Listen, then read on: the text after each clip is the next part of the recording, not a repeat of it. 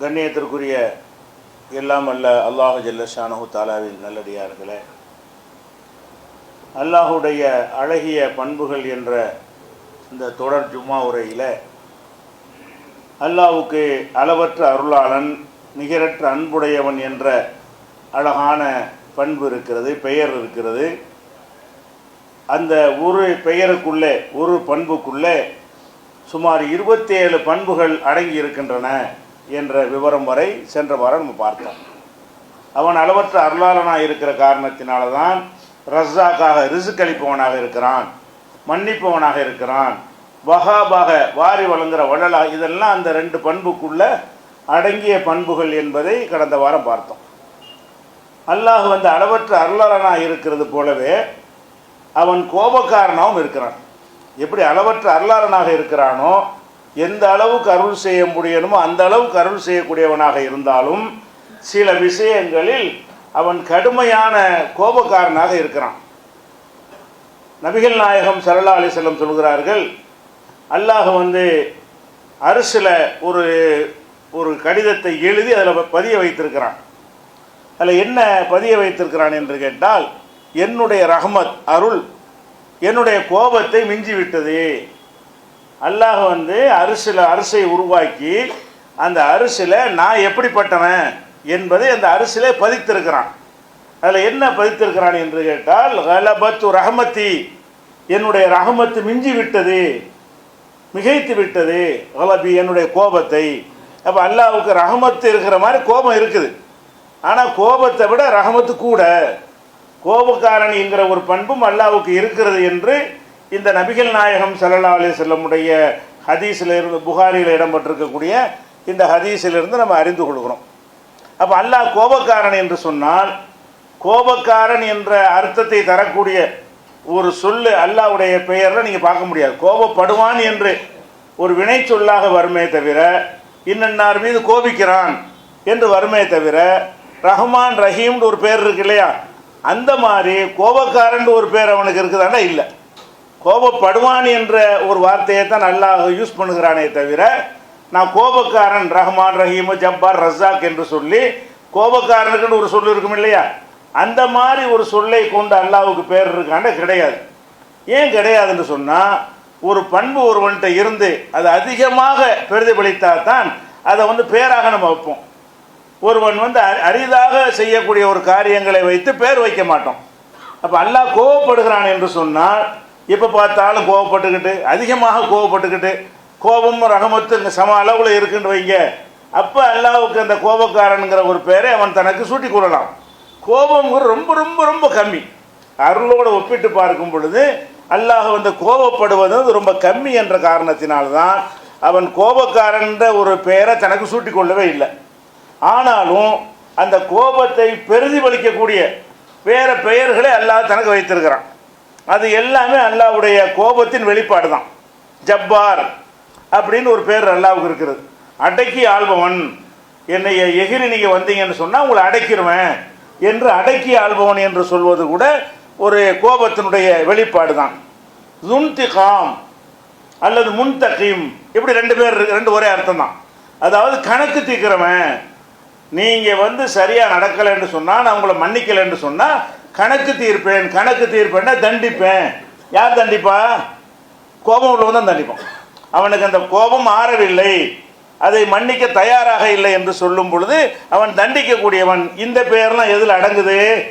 கோபக்காரனாக இருக்கிறான் என்பதனுடைய வெளிப்பாடாகத்தான் ஜப்பாருங்கிறது, துன்திகாம்ங்கிறது, முன்தகிம்ங்கிறது, கஹார் காஹிர் 2 ஒரே அர்த்தம் தான். அதுக்கு என்ன அதிகம்னா ஆதிக்கம் செலுத்துறவன். அப்போ நீங்கள் அவனை எதிர்த்து நீங்கள் நின்றீர்களே ஆனால் உங்களை அடைக்கிடுவான். இந்த மாதிரியான கருத்துப்பட சில பெயர்கள் எல்லாம் குர்ஆனில் அல்லாஹ் தனக்கு சொல்லுகிறான். அது மாதிரி ஷதீதுல் இகாப், கடுமையாக தண்டிக்கக்கூடியவன். கடுமையாக தண்டிக்கிறவன்கிற என்னுடைய வெளிப்பாடு கோபத்தினுடைய வெளிப்பாடு. அல்லாஹ் எப்படி அளவற்ற அருளாளனாக இருக்கிறானோ அந்த மாதிரி கடுமையாக தண்டிக்கிறவன், அடக்கி ஆள்பவன், அந்த மாதிரி பழி தீர்ப்பவன், கணக்கு தீர்ப்பவன், இந்த மாதிரியான கருத்துப்பட சில பெயர்கள் அல்லாஹ்வுக்கு இருக்கின்றன. இது எல்லாமே எதனுடைய வெளிப்பாடு என்று சொன்னால் கோபத்தின் வெளிப்பாடு. அந்த கோபத்தின் வெளிப்பாடாக இருக்கிற காரணத்தினால தான் அல்லாஹ் என்ன செய்கிறான்னு கேட்டால், சில பாவங்களுக்கு மன்னிப்பே இல்லைங்கிறான். அல்ல அளவற்ற அருளாளன் தானே. அளவற்ற அருளாளன் என்று சொன்னால் மனிதன் செய்கிற தவறுகளை பாவங்களை எல்லாத்தையும் மன்னித்து விட வேண்டும். எல்லாத்தையும் மன்னிக்கிறானா? மன்னிக்க மாட்டேன். எல்லாத்தையும் மன்னிப்பான். எப்போ மன்னிப்பான் என்று கேட்டால் வாழும்போது திருந்தி கொண்டால். எவ்வளோ பெரிய நீங்கள் பாவத்தை செய்தாலும், ஷிருக்கே நீங்கள் வைத்தாலும், குஃப்ரிலே நீங்கள் விழுந்து விட்டாலும், யாரெல்லாம் நான் தப்பு செஞ்சிட்டேன், உன்னை விளங்காமல் இணை வைச்சிட்டேன், உன்னை நான் மறுத்துட்டேன் என்று வாழும்போது திருந்தி கொண்டால் மன்னிப்பான். அது ஒரு விஷயம். இப்போ சஹாபாக்கள்லாம் அப்படி இருந்த ஆளுக்கு தான். சஹாபாக்கள் எல்லாம் குஃப்ரில் இருந்த ஆளுக்கு தான். பல தெய்வ வணக்கத்தில் மூழ்கி கிடந்தவர்கள் தான். எப்போ ஏற்றுக்கொண்டு வந்து விட்டார்களோ அப்போ மன்னிக்கிற விஷயம் வேற. அந்த ஷிருக்கிலேயே மூழ்கிய நிலையில் ஒருத்தர் மரணித்து விட்டான், குஃபுர்லேயே மூழ்கிய நிலையில் மன்னித்து விட்டான், அந்த செயலை திருத்தி கொள்ளவில்லை. அதுக்கு அல்லாஹ் என்ன நிலைப்பாடு எடுக்கிறான்? மன்னிப்பு கிடையாதுங்கிறான்.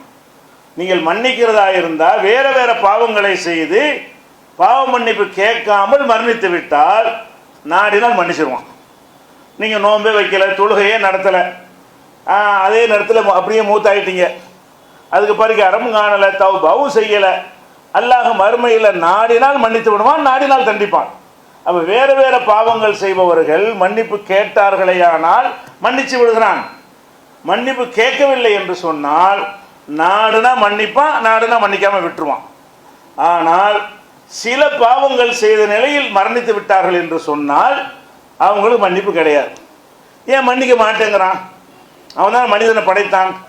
மனிதனை படைத்திருக்கும் போது அறியாத்தனமாக சேர்க்க வச்சுட்டா தான் என்ன, குஃப்ர் வச்சு தான் என்ன, அப்படிங்கிற அளவுக்கு அவன் கருணை காட்டுவான். கருணை காட்ட மாட்டான். அதுக்கு பேர் கருணையும் கிடையாது, அதுக்கு ஏமாளித்தனம். கருணை காட்டுவதாக இருந்தால் ஒரு அளவுக்கு செய்யலாம். அல்லாஹ் இல்லைன்னு சொல்லக்கூடியவனுக்கு இப்படி கருணை காட்டுவது? அல்லாஹ்வை ஏற்றுக்கொண்டு விட்டு ஒன்று ரெண்டு தவறுகள் செஞ்சால் கருணை காட்டுவதில் அர்த்தம் இருக்கிறது. அல்லாஹ் அளவற்ற அருளாளனாக இருந்தால் கூட எதையெல்லாம் மன்னிக்க மாட்டேன் என்று சொல்கிறானோ அந்த வசனங்கள்லாம் எதை காட்டுகிறது? அவனுக்கு இன்னொரு பக்கம் இருக்கிறது, அவனுக்கு கோபம்னு ஒரு பக்கம் இருக்கிறது. வெறுமனே மன்னிச்சிருவான் மன்னிச்சிருவான் மன்னிச்சிருவான் என்று எதை வேண்டாலும் செய்யலாம் என்று நாம் நடந்துவிடக்கூடாது. அப்போ நம்ம அல்லாஹ்வுடைய அந்த கோப பண்புகளை விளங்கிக் கொள்வதாக இருந்தால் எதையெல்லாம் மன்னிக்க மாட்டான் என்று திருக்குர்ஆனிலையும் ஹதீஸுகளையும் சொல்லி தரப்பட்டிருக்கிறதோ அதில் கூடுதல் கவனம் செலுத்த வேண்டும். எதையெல்லாம் அல்லாஹ் மன்னிக்க மாட்டேன் என்று எச்சரித்திருக்கிறானோ அந்த தவறுகளை செய்து விடாமல், அல்லது செய்து இருந்தால் அதிலிருந்து மன்னிப்பு கேட்டு திருந்தக்கூடிய நிலையில் நம்மளை மாற்றிக்கொள்ள வேண்டும். அதான் கோபத்திலிருந்து தப்பிக்கக்கூடிய ஒரு வழி. அப்போ எதையெல்லாம் மன்னிக்க மாட்டேங்கிறான் என்று கேட்டால் அல்லாஹ் ஃபஸ்ட்டு மன்னிக்க மாட்டேன்னு சொல்லுவது, கோபத்தை காட்டுவது ஷிர்க்கு காட்டுறான். ஷிர்க்குண்டா என்ன? அல்லாஹ்வுடைய இடத்துல வேற ஒருத்தரை வைத்து விடுவது, வேற ஒன்றை வைத்து விடுவது. ஷிர்க்குங்கிற வார்த்தைக்கு என்ன அர்த்தம்னா இணை, ஈக்குவல், சமம். அல்லாஹ்வுக்கு சமமாக ஒன்றை நீங்கள் ஆக்கினால், ஒருவரை ஆக்கினால், ஒரு சக்தியை ஆக்கினால் அது மட்டும் அவனுக்கு பிடிக்காது. அந்த நிலையில் மௌத்தாகிவிட்டால் மன்னிக்கவே மாட்டான். அந்த நெருப்பில் போட்டு வதைக்கும் பொழுது நமக்கு பார்த்தா கூட அது துடிச்சிருவோம். அல்லாஹ் அந்த இறக்கமே வராது அவனுக்கு. அவன் இந்த இணை கற்பிக்கிறவர்கள் விஷயத்தில் கடுகளவும் கருணை காட்டவே மாட்டான் என்கிற அளவுக்கு அது பாரதூரமான பயங்கரமான ஒரு விஷயம். இணை கற்பித்தல்னா என்ன? சின்ன சாயல் இருந்தால் கூட அவனுக்கு பிடிக்காது. இணை கற்பித்தல்னு சொன்னால் ஒரு மனுஷனை பிடிச்சி நீங்கள் தான் அல்லாஹ் அப்படின்னு சொன்னால் தான் இணை கற்பித்தல் வழங்கக்கூடாது. ஒரு மனிதனை பார்த்து நீங்கள் தான் அல்லாஹ், ஒரு சிலையை பார்த்து நீங்கள் தான் கடவுள், ஒரு சூரியனை பார்த்து நீ தான் கடவுள், இப்படி சொல்வது தான் இணை கற்பித்தல் என்று நிறைய பேர் வழங்கி வைத்திருக்கிறார்கள். இது இணை கற்பித்தல் தான். இது மட்டுமல்ல இணை கற்பித்தல். அல்லாஹ் அவனுக்குரிய பண்புகளாக எவற்றையெல்லாம் நமக்கு சொல்லி தந்திருக்கிறானோ அந்த பண்புகளில் எந்த ஒரு பண்பாவது அல்லாஹ்வுக்கு இருப்பது போல மற்றவங்களுக்கு இருக்குதுன்னு நினைச்சிங்கன்னு சொன்னால் அதான் ஷிர்க்குங்கிறது. ஷிர்க்குண்டா என்ன? அல்லாஹ்வை போல இவர் பார்ப்பாரு, வேற ஒன்றும் செய்ய மாட்டார், பார்க்குற விஷயம் அல்லாஹ்வை போல, அல்லாஹ்வை போல இவர் கேட்பாரு, அல்லாஹ்வை போல இவர் உதவி செய்வார், அல்லாஹ்வை போல ரிஸ்க் தருவார். ஏதோ ஒரு பண்பு, ஏதோ ஒரு பண்புல அல்லாஹ் செய்வது போலவே ஒரு மனிதனும் செய்து விடுவான் என்று நம்ம நினைத்தோம் என்று சொன்னால் அதுக்கு பேர் தான் ஷிர்க். முழுசாகவே இறைவன் என்று சொல்வது பெரிய ஷிர்க். ஆனால் இதுவும் ஷிர்க் தான். அப்போ மக்காவில் உள்ள காபிர்கள் எல்லாம் என்ன ஷிர்க் செஞ்சார்கள்? ரெண்டு அல்லான்னு சொன்னாங்களா? மக்காவில் காபிர்கள் அபூஜஹல் இருந்தான, அபூலஹப் போன்றவர்கள் எல்லாம் ரசூலுல்லாஹ் எதிர்த்தார்கள். இரண்டு அல்லான்னு அவங்க சொன்னாங்களா? இல்லை.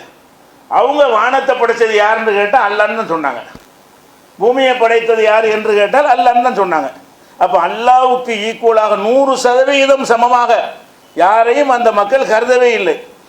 ஆனாலும் அவர்களுக்கு என்ன பேர்? முஷ்ரிக்குன்னு பேர், இணை கற்பிக்கிறவர்கள் பேர்.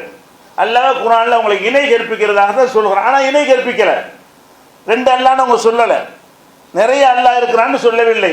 வணங்குற சிலைகள் எல்லாம் தெய்வங்கள் என்று அவங்க சொல்லவே இல்லை. என்ன சொன்னாங்க? அல்லாஹ் இடத்துல வாங்கி தருவாங்கன்னு சொன்னாங்க. வாங்கி தருவாங்கன்னு சொல்வது ஷிர்க் ஆகுமா? நேர சமமாக்குறது ஆகுமா? ஒரு தலைவரை ஒருத்தர் ஏற்றுக்கொண்டு இவர் வாங்கி தருவாருங்கிறோம். வாங்கி தருவார் என்று சொன்னால் அவருக்கு சமமாக்கிட்டான்னு யாராவது கருதுவோமா? கருத மாட்டோம். ஆனால் அல்லாஹ் அது ஷிர்க்குங்கிறான். ஏன் ஷிர்க்குங்கிறான்னு கேட்டால் வாங்கி தர்ற மேட்ரு கிடையாது. நீங்கள் எந்த இடத்தில் வைக்கிறீர்கள் என்று சொன்னால் சில பண்புகளில் இவர் அல்லாஹ்வை போல இருக்கிறார். சில பண்புகளில் எப்படி பண்புகளில் இருக்கிறாரு?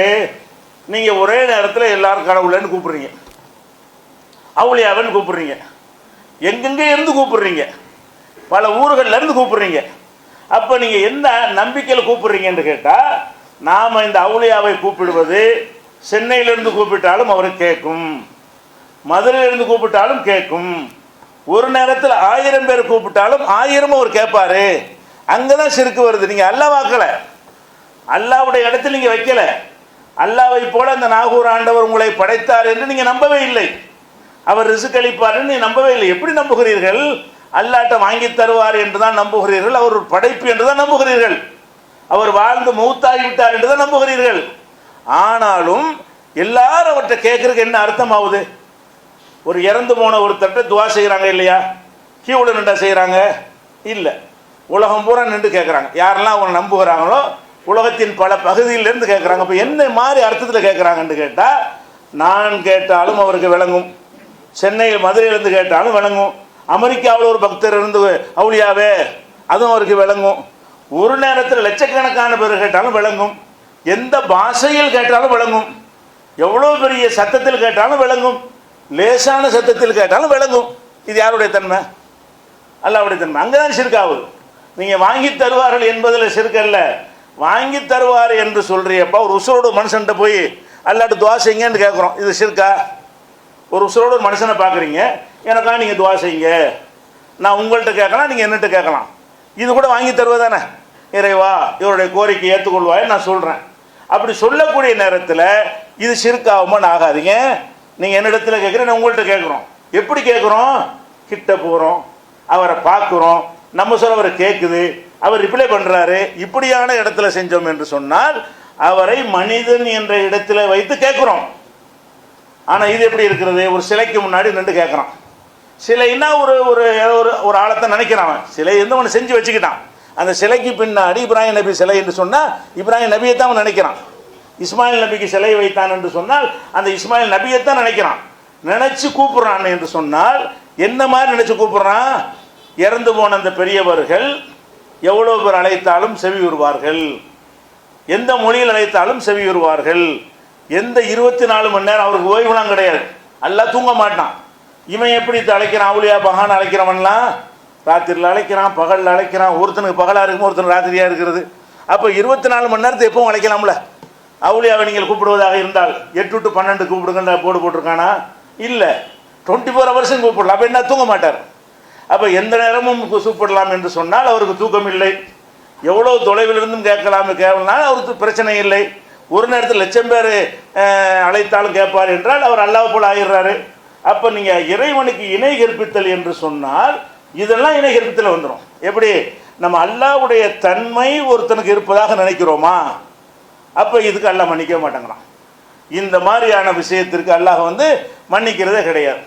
எந்த அளவுக்கு என்று சொன்னால் திருக்குர்ஆன் அல்லாஹ் சொல்றான், இன்னல்லாஹ லா யக்ஃபிரு அன் யுஷ்ரக பிஹி. அல்லாஹ் தனக்கு இணை கற்பிக்கப்படுவதை மன்னிக்க மாட்டான். எனக்கு இணை கற்பிச்சிட்டீங்க என்று சொன்னால் அதை நான் மன்னிக்க மாட்டேன். ஓ யக்ஃபிரு மாதூன தாலிக லிமன் யஷா. அதுக்கு கீழே உள்ள பாவங்களை நாடியவருக்கு நான் மன்னித்து விடுவேன். ஷிர்க் வைத்து விட்டீர்கள் என்று சொன்னால் மன்னிக்க மாட்டேங்கிறான். இது திருக்குர்ஆனில் பல இடங்களில் சொல்லி காட்டுகிறான். அந்த இதெல்லாம் எதை காட்டு 4:48 நீங்கள் பார்க்கலாம், 4:116 பார்க்கலாம். இந்த வசனங்கள் எதை சொல்லுதுன்னு கேட்டால் அல்லாஹ்வுக்கு இணை கற்பித்தால் இது எதை காட்டும்? கோபத்தை காட்டுது. இந்த மன்னிக்க மாட்டான் என்கிற அந்த பண்பு எதை காட்டுது என்று சொன்னால் அல்லாஹ் வந்து இறக்கமுள்ளவன் இதையும் செஞ்சு மன்னிச்சிருவான்னு நினச்சிடாதீங்க. இணை கற்பித்தா கூட அவன் கருணையாளன், நம்ம தப்பிச்சுக்கிறோம். இது கருணை கிடையாது. இந்த ஒரு தன்மைக்கு அவன் கருணை காட்டவே மாட்டான். கோபம் தான், மன்னிக்கவே முடியாதுன்றான். எவ்வளவு நல்லறங்கள் நீங்கள் செஞ்சிருந்தாலும் சரி, இந்த ஷிர்க்கை வைத்து கொண்டு ஊர் உலகத்துக்கு பெரிய சேவைகளை செய்திருந்தாலும் சரி, இபாதத்திலே மூழ்கி கிடந்தாலும் சரி, ஒரு கணக்கு வைக்க மாட்டான். அல்ல ஷிர்க் வச்சுட்டீங்கன்னு சொன்னால் அதுக்கு மன்னிப்பே இல்லை. அதே மாதிரி வந்து 5:72 வசனத்தில் சொல்கிறான், இன்னஹு மை யுஷ்ரிக் பில்லாஹி ஃபக்கத் ஹர்ரம் அல்லாஹு அலைஹில் ஜன்னா. யார் ஒருத்தர் அல்லாஹ்வுக்கு இணை கற்பித்து விடுகிறாரோ அவர் மீது சொர்க்கத்தை அல்லாஹ் ஹராமாக்கிறான். இணை கற்பிச்சிட்டீங்கன்னு சொன்னால் சொர்க்கம் ஹராம். சொர்க்கம் ஹராம்டா என்ன? கொஞ்ச நாளைக்கு நரகத்துக்கு போயிட்டு அப்புறமேல சொர்க்கத்துக்கு போவாங்களே, அது கிடையாதுன்னு அர்த்தம். பொதுவாக வேறு வேறு பாவம் செய்தவர்களாக இருந்தால் அவர்களை மன்னிக்கவில்லை என்று சொன்னாலும் கூட அல்லாஹ் தண்டிக்கத்தான் செய்வான். எப்படி தண்டிப்பான்? அந்த பாவத்துக்கு எவ்வளோ அவன் கணக்கு வச்சிருக்கிறானோ, இவனுக்கு 1 வருஷம் போடலாம், இதுக்கு ஒரு 6 மாதம் போடலாம், இதுக்கு ஒரு 3 மாதம் போடலாம்னு அவன் கணக்கில் அவன் தீர்மானிப்பான். ஏதோ ஒரு கணக்கில் ஒரு பாவத்துக்கு தண்டனை கொடுத்தால் அந்த டைம் முடிஞ்சவனே என்ன நடக்கும்? போ, முடிஞ்ச சொர்க்கத்துக்கு போ, நீ தண்டனை அனுப்பிச்சது போதும். அப்போ நிரந்தரமாகவே நரகத்தில் கிடக்க போகிறதில்ல எந்த பாவிகளும். எந்த பாவியாக இருந்தாலும் சரி, மன்னித்து விட்டால் சொர்க்கத்துக்கு போயிடுவாங்க. மன்னிக்கவில்லை என்று சொன்னால் நரகத்துக்கு போயிட்டு சொர்க்கத்துக்கு போயிடுவாங்க. நரகத்தில் கிடப்பாங்களா? கிடக்க மாட்டான். இவன் கிடப்பான். யார் கிடப்பான்? அல்லாஹ்வுக்கு இணை கற்பித்து விட்டால் ஒரு 10 வருஷம் போட்டுவிட்டு அப்புறம் நல்லா சொர்க்கத்துக்கு அனுப்பிடுவான். ஒரு 100 வருஷம் தண்டனையை கொடுத்துட்டு அப்புறம் சொர்க்க, அது கிடையவே கிடையாது. போனால் போனது தான். அல்லாஹ் மன்னிக்கவில்லை என்று இந்த பாவத்தை செய்த நிலையில் மரணித்தோமையானால் நரகத்திற்கு போனால் போனது தான். அது இதில் விளங்குது. எப்படி விளங்குது? இன்னஹு மை யுஷ்ரிக் பில்லாஹி, யார் அல்லாஹ்வுக்கு இணை கற்பித்து விடுகிறாரோ ஃபக்கத் ஹர்ரம் அல்லாஹு அலைஹில் ஜன்னா, சொர்க்கத்தை அல்லாஹ் அவருக்கு ஹராமாக்கி விடுகிறான். வ மஅவாஹுன் நார், அவர் தங்குற இடம் நரகம். சொர்க்கமும் ஹராமு, நரகம்தான் அவருடைய நிரந்தரமான தங்குமிடம் என்று 5வது அத்தியாயத்தில் 72 சொல்கிறான். எதுக்கு இவ்வளோ கடுமை? கோபம் தெரியுதா இதில்? அல்லாஹ் எவ்வளோ கோபக்காரன். இந்த மாதிரி விஷயத்தில் எவ்வளோ கோபம் இருந்தால் மன்னிக்கவே மாட்டேன். நரகம்டான சாதாரண விஷயமா? அதில் வெந்து போகிற காட்சியை தோலை மாற்றி மாற்றி வேதனை செஞ்சிட்டு இருப்பான். நெருப்பில் போட்டு வாட்டுவது என்பது சின்ன விஷயம் கிடையாது. ஒரு உயிரோடு உள்ள ஒரு கோழி நெருப்பில் விழுந்தால் கூட நமக்கு துடிக்குது. அறுத்து திங்கும்போது சமைக்கிற விஷயம் வேறு. உயிரோடு உள்ள ஒரு பிராணி, ஒரு நாயோ ஆடோ கூட நெருப்பில் விழுந்தா அது துடிப்பதை பார்த்தால் நமக்கு இறக்கம் வரும்ல. அப்படியான இறக்கம் உள்ள அல்லாஹ் ரப்புல் ஆலமீன் இவன் விஷயத்துக்கு கருணை கிடையாதுன்ட்டான்.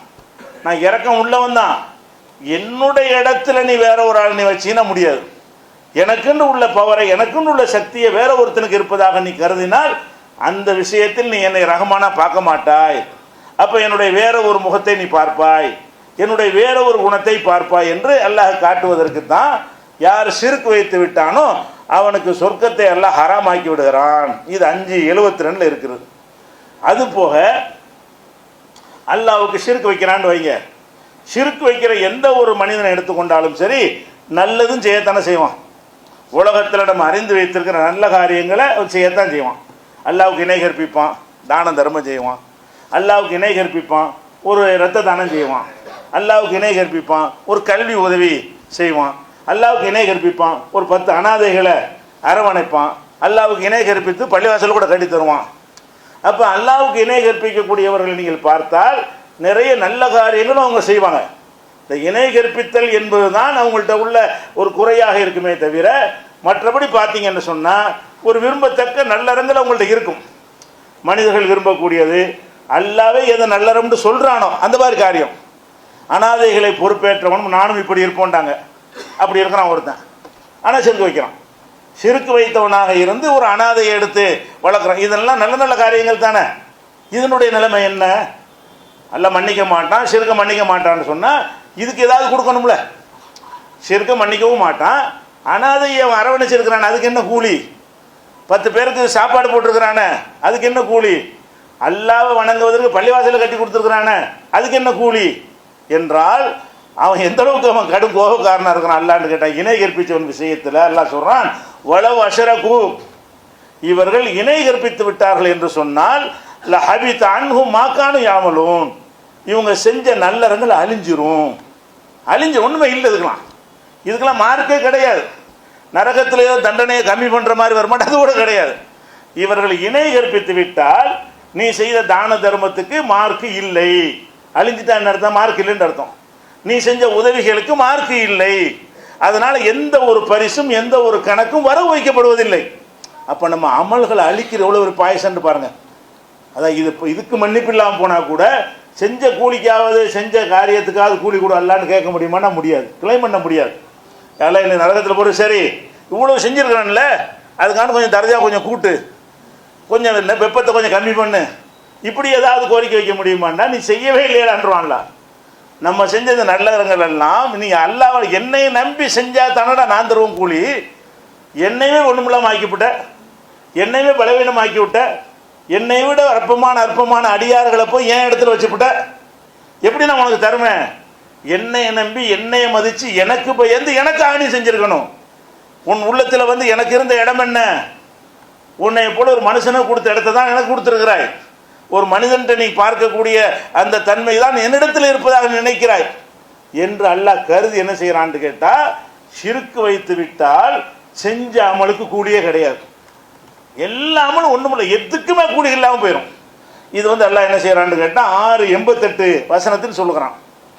இதே மாதிரி கருத்தில் அல்லாஹ் சொல்லுகிறான், ரசூலுல்லாஹ் சொல்கிறான், உலகது ஊஹிய இலைக்க முகமதே உனக்கு அறிவிக்கப்பட்டிருக்கிறது, இலல்லதீன மின் கபலிக்க உனக்கு முன்னாடி உள்ள தூதர்களுக்கும் அறிவிக்கப்பட்டிருக்கிறது. என்ன அறிவிக்கப்பட்டது என்றால், லைன் அஷரக்த நீ இணை கற்பித்து விட்டால் நபிமார்களுக்கு யஹபத்தன் அமலுக்க உன் அமல் நாசமாயிரும். நம்மளை மாதிரி சாதாரண இடத்துல விட்டுருங்க. அல்லாஹ்வால் தேர்ந்தெடுக்கப்பட்ட ஒரு நபி, அந்த நபியை இணை கற்பிச்ச வைக்க மாட்டார். அதனுடைய விபரீதத்தை புரிய வைப்பதற்கு அல்லாஹ் சொல்கிறான். இணை கற்பிக்கக்கூடிய ஒருத்தர் அல்லாஹ் நபியை தேர்ந்தெடுப்பான், அப்படி செய்ய மாட்டாங்க. ஆனால் அல்லாஹ் எப்படி சொல்கிறான்னு கேட்டால், நபியை அனுப்பும்போது இந்த பாரு நீ ஏகத்தூத்த சொல்ல அனுப்புகிற உன்னைய நீ சிறுக்கு வச்சின்னா உன் அமலுங்க அழிங்கிறான். அல்லாஹ் செய்ய மாட்டார்கள் என்ற நிலையில் அவங்கள வைத்து அப்படி தேர்ந்தெடுத்து எந்த ஒரு இறை தூதரும் சிறுக்கு வைத்தா நீங்கள் பார்க்க முடியாது.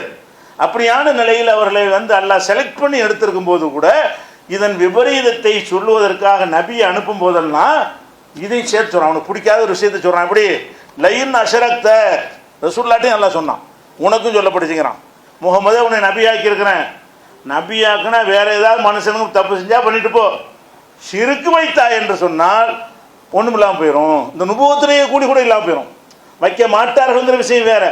நபியாக இருந்து அவர் அவ்வளோ பிரச்சாரம் பண்ணி ஒரே ஒரு நாள் சிறுக்கு வச்சுட்டாருன்னு வைங்க, அப்படி வைப்பாரான்னு அல்லாஹ் அப்படி சொல்ல, நானே சொல்கிறேன், அல்லாஹ் அப்படி சொல்லுகிறான், நபியே நீ சிறுக்கு வைத்தால் யஹபத்தன் அமலுக்க உன்னுடைய அமல் அழிந்துவிடும்.